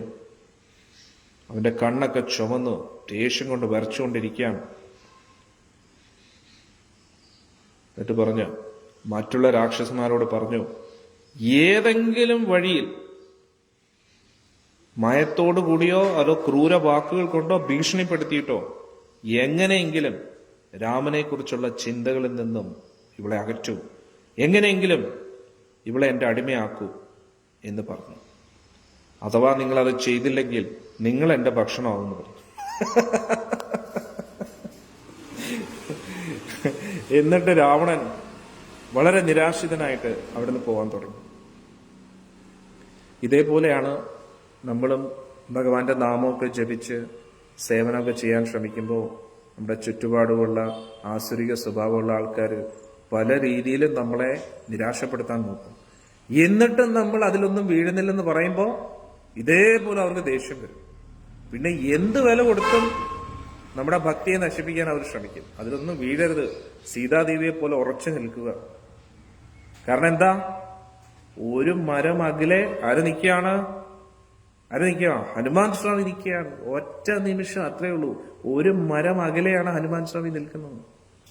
ഇതേപോലെ ഗുരുവായൂരപ്പൻ നമ്മളെ സഹായിക്കാനായിട്ട് വളരെ അടുത്ത് നിൽക്കുകയാണ്, തൊട്ടടുത്ത് നിൽക്കുകയാണ്. ചുറ്റുമുള്ള സാഹചര്യങ്ങൾ, പ്രശ്നങ്ങൾ കണ്ടിട്ടൊന്നും ഭയപ്പെടരുത്, വിഷമിക്കരുത്. എത്ര വലിയ പ്രശ്നങ്ങൾ വന്നാലും വിട്ടുകൊടുക്കരുത്. സേവനം ചെയ്യാൻ സന്തോഷത്തോടുകൂടി താല്പര്യം കാണിക്കുക. കാരണം എന്താ? ഗുരുവായൂരപ്പൻ അകലെയല്ല. എതിർപ്പുകൾ വന്നോ ഉടൻ വിചാരിക്കുക ഭഗവാൻ അടുത്താണ്. അതുകൊണ്ടാണ് എതിർപ്പുകൾ ഇത്രയും വരുന്നത്. എതിർപ്പുകൾ ഇല്ലാതെ ഇരിക്കുകയാണെങ്കിൽ അതിൻ്റെ അർത്ഥം എന്താ? ഭഗവാൻ ഇനിയും ഒരുപാട് ദൂരെയാണെന്നാണ് മനസ്സിലാക്കുന്നത്. അതുകൊണ്ട് എതിർപ്പുകൾ വരുന്നുണ്ടോ ഉടനെ വിശ്വസിക്കുക ഭഗവാൻ വളരെ അടുത്താണ്. അതുകൊണ്ട് ഒട്ടും വിട്ടുകൊടുക്കരുത്. പക്ഷെ നമ്മൾ എന്താ ചെയ്യുന്നത്? കുഴിച്ച് നിധി കിട്ടേണ്ട ആ സമയത്ത് അയ്യോ ഇനി ഇത്രയും കുഴിച്ചിട്ടും കിട്ടുന്നില്ല, ഇനിയിപ്പം വിട്ട് കളയാന്ന് പറഞ്ഞിട്ട് ഉപേക്ഷിക്കും. പക്ഷെ ഒരടിയും കൂടെ കുഴിച്ചാൽ ആ നിധി ഇരിക്കുകയാണ്. 100 അടിയോളം കുഴിച്ചു, ഇനി ഒരടിയും കൂടെ കുഴിച്ചാൽ നിധി കിട്ടും.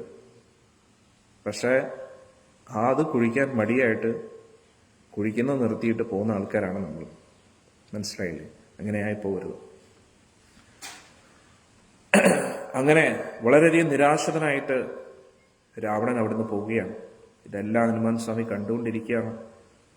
രാവണൻ പോയ ഉടൻ തന്നെ രാക്ഷസിമാരെല്ലാവരും, രാക്ഷസിമാർക്ക് ഇൻസെന്റീവ്സ് കിട്ടുവേ, ഈ ഓരോ കമ്പനികളിൽ സെയിൽസ് ടാർഗറ്റ് ഉണ്ടല്ലോ, അതേപോലെ സീതാദേവി എങ്ങനെയെങ്കിലും സമ്മതിപ്പിച്ചു കഴിഞ്ഞാൽ ഇൻസെന്റീവ്സ് കിട്ടുമെന്ന് വിചാരിച്ചിട്ട് രാക്ഷസിമാരെല്ലാരും കൂടെ പാവം സീതാദേവിയെ ടോർച്ചർ ചെയ്യാൻ തുടങ്ങി. എങ്ങനെയെങ്കിലും നീ രാവണനെ സ്വീകരിക്കൂ, രാവണനെ കുറിച്ച് കുറെ കുറ്റം പറഞ്ഞു, ഇങ്ങനെയല്ല, രാവണൻ ഇങ്ങനെയാണ് അങ്ങനെയാണെന്നൊക്കെ പറഞ്ഞു കൊടുത്തു. പക്ഷെ രാമന് വേണ്ടി നീ നിന്നിട്ട് എന്ത് പ്രയോജനം, എങ്ങനെയൊക്കെ പറഞ്ഞു. ഇതെല്ലാം കേട്ടിട്ട് സീതാദേവിക്ക് ഒരുപാട് വിഷമമായി. സീതാദേവി പറഞ്ഞു, നിങ്ങൾക്ക് വേണമെങ്കിൽ എന്നെ ഭക്ഷണമാക്കിക്കോളൂ, പക്ഷെ ഞാൻ ഒരിക്കലും രാവണന്റെ ഭാര്യയാകില്ല. അടിപോൾ സീത മയ്യാക്കി മരിച്ചാലും നിന്റെ മുമ്പിൽ തല കുനിക്കത്തില്ലടാ. അതാണ് ഒരു ഭക്തന്റെ ഉറച്ച തീരുമാനം. അതാണ്. നീ ആരാണ് രാമന്റെ മുമ്പിൽ? രാമൻ എവിടെ? നീ എവിടെ? നീ എത്രയൊക്കെ ആട്ടം കാണിച്ചാലും ഞാൻ തല കുനിക്കുന്നത് രാമന്റെ മുമ്പിൽ മാത്രമായിരിക്കും. അല്ലാതെ നീ എന്തൊക്കെ കാട്ടിയാലും നീ എന്നെ കൊല്ലൂ, പക്ഷെ ഞാൻ നിന്റെ മുമ്പിൽ തല കുനിക്കത്തില്ല.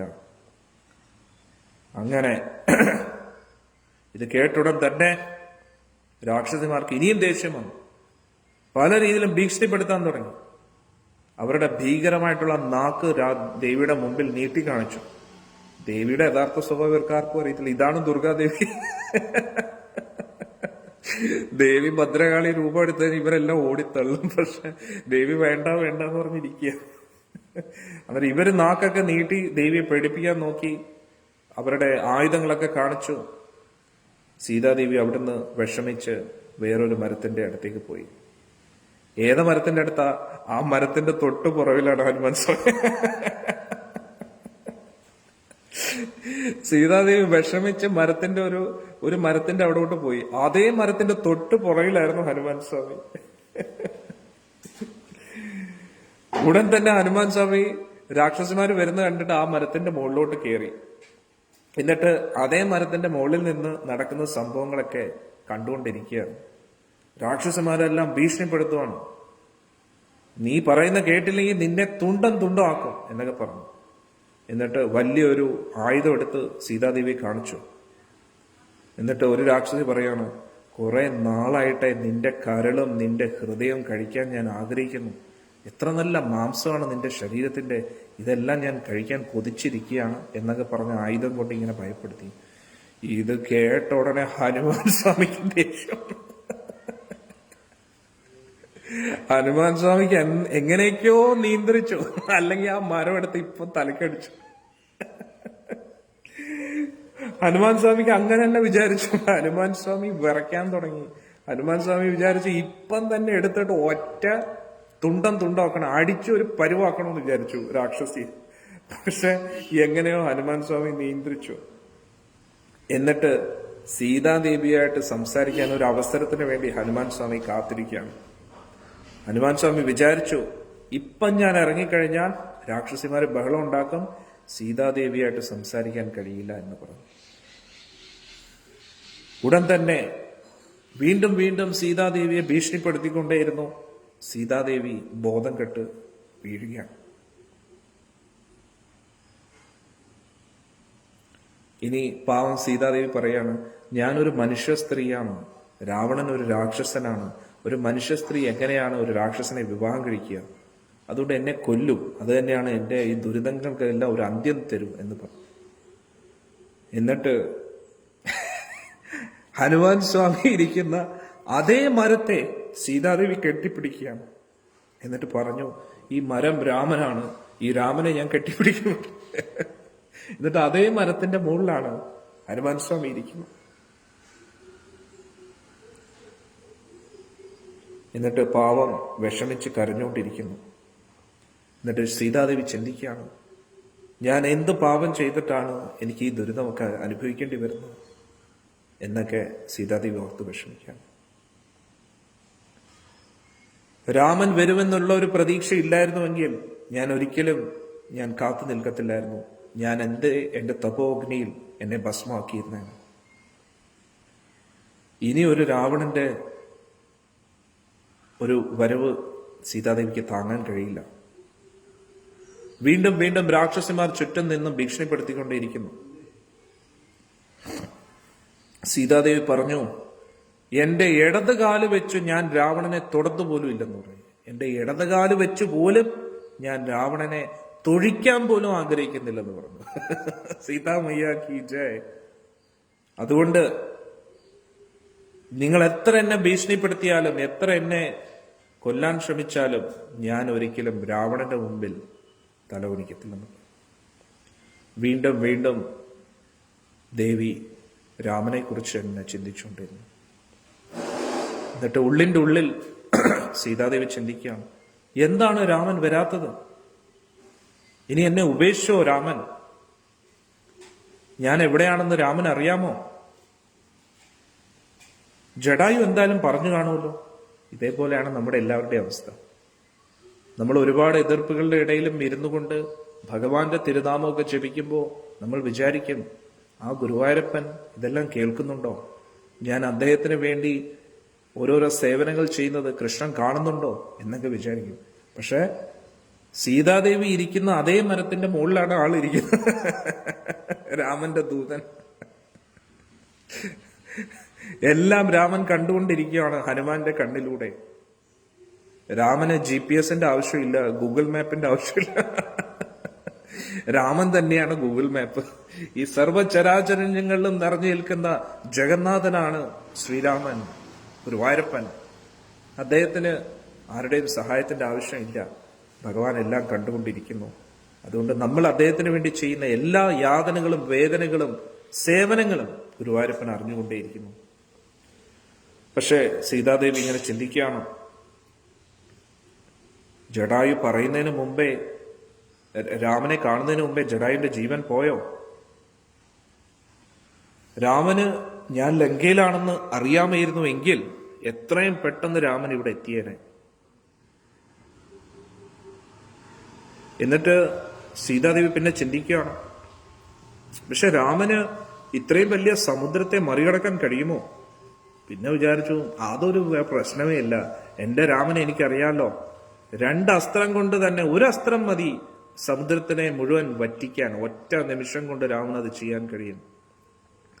ഇനി ഒരുപക്ഷെ എന്നെ കാണാത്തതിന്റെ വിഷമത്തിൽ രാമൻ ദുഃഖിതനായി ഇരിക്കുകയാണോ? ജീവൻ എങ്ങാണം വെടിഞ്ഞോ?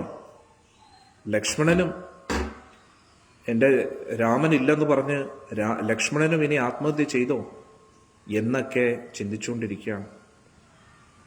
ഇനി എന്നെ കാണാത്തതുകൊണ്ട് രാമൻ എല്ലാം ഉപേക്ഷിച്ച്, ജീവിതമെല്ലാം ഉപേക്ഷിച്ച് കാട്ടിൽ തന്നെ താമസിക്കാൻ തീരുമാനിച്ചോ? പക്ഷെ സീതാദേവി വിചാരിച്ചു, എന്റെ രാമനെ എനിക്ക് നല്ലപോലെ അറിയാം. രാമൻ കർത്തവ്യത്തിൽ നിന്നും ഒരിക്കലും പിന്തിരിയാത്തവനാണ്. ഹരിബോൾ. എന്ത് വില കൊടുത്തിട്ടും ആ രാമൻ പതിവ്രതയായിട്ടുള്ള എന്നെ രക്ഷിക്കാൻ വരും. ഇതാണ് വിശ്വാസം എന്ന് പറയുന്നത്. സാഹചര്യങ്ങൾ മൂലം നമുക്ക് പല പല പ്രശ്നങ്ങൾ വരുമ്പോഴും ഭഗവാനോടുള്ള വിശ്വാസം നമുക്ക് വിട്ടുപോകരുത്. ഭഗവാന്റെ നാമജപത്തിലുള്ള വിശ്വാസം വിട്ടുപോകരുത്. ഒരു ദിവസം ഭഗവാൻ വരും എന്ന് ഉറച്ചു വിശ്വസിക്കുക. സീതാദേവി വീണ്ടും വീണ്ടും രാമനെ കുറിച്ച് ചിന്തിച്ച് ദുഃഖിച്ചുകൊണ്ടേയിരുന്നു.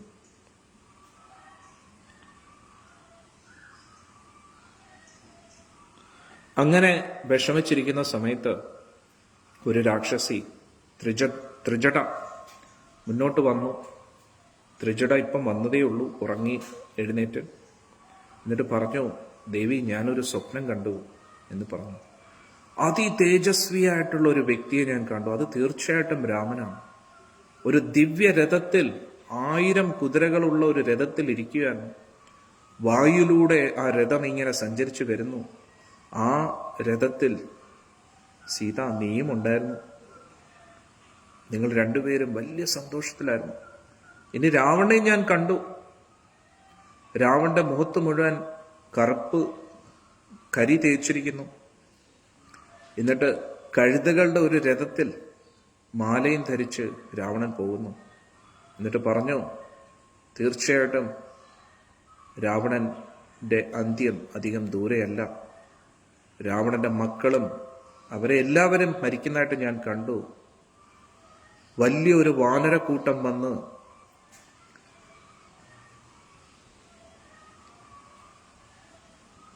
ലങ്ക മുഴുവൻ നശിപ്പിക്കുന്നതായിട്ട് ഞാൻ കണ്ടു.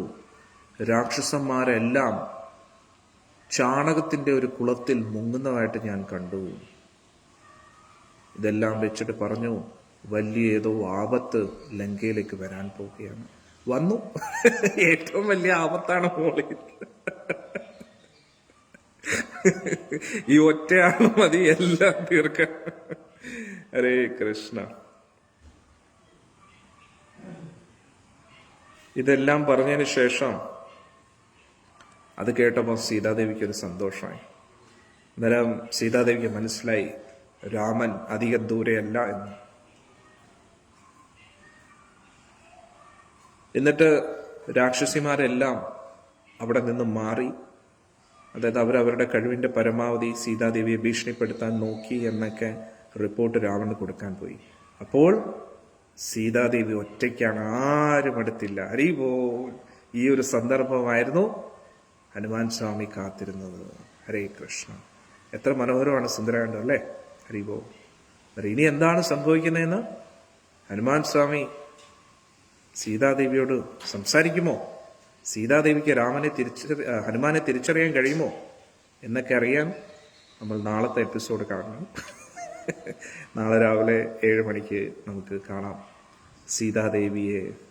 സീതാദേവിയോട് രാമഭക്ത ഹനുമാൻ, ഭക്തോത്തമനായിട്ടുള്ള ഹനുമാൻ സ്വാമി എന്തൊക്കെയാണ് പറഞ്ഞതെന്ന് നമുക്ക് നാളെ 7 മണിക്ക് കാണാം. ഹരേ കൃഷ്ണ. പിന്നെ പറഞ്ഞ പോലെ ഇന്ന് ഉച്ചയ്ക്കോ വൈകിട്ടോ സമയം കിട്ടുവാണെങ്കിൽ നമുക്ക് കാണാൻ ശ്രമിക്കാം. ഇല്ലെങ്കിൽ നാളെ രാവിലെ 7 മണിക്കായിരിക്കും. ഇന്ന് വന്ന എല്ലാ ഭക്തജനങ്ങൾക്കും സീതാദേവിയുടെയും ശ്രീരാമസ്വാമിയുടെയും ലക്ഷ്മണസ്വാമിയുടെയും ഭരതശത്രുഘ്ന ഹനുമത് സ്വാമിയുടെയും അനുഗ്രഹം ലഭിക്കട്ടെ. ഭക്തിയിലുള്ള എല്ലാ തടസ്സങ്ങളും മാറി ഭഗവാന്റെ സേവനത്തിൽ ഏർപ്പെടാനും ഭഗവാന്റെ തിരുനാമം ജപിക്കാനും അനുഗ്രഹം ലഭിക്കട്ടെ എന്ന് പ്രാർത്ഥിക്കുന്നു. ഹരേ കൃഷ്ണ.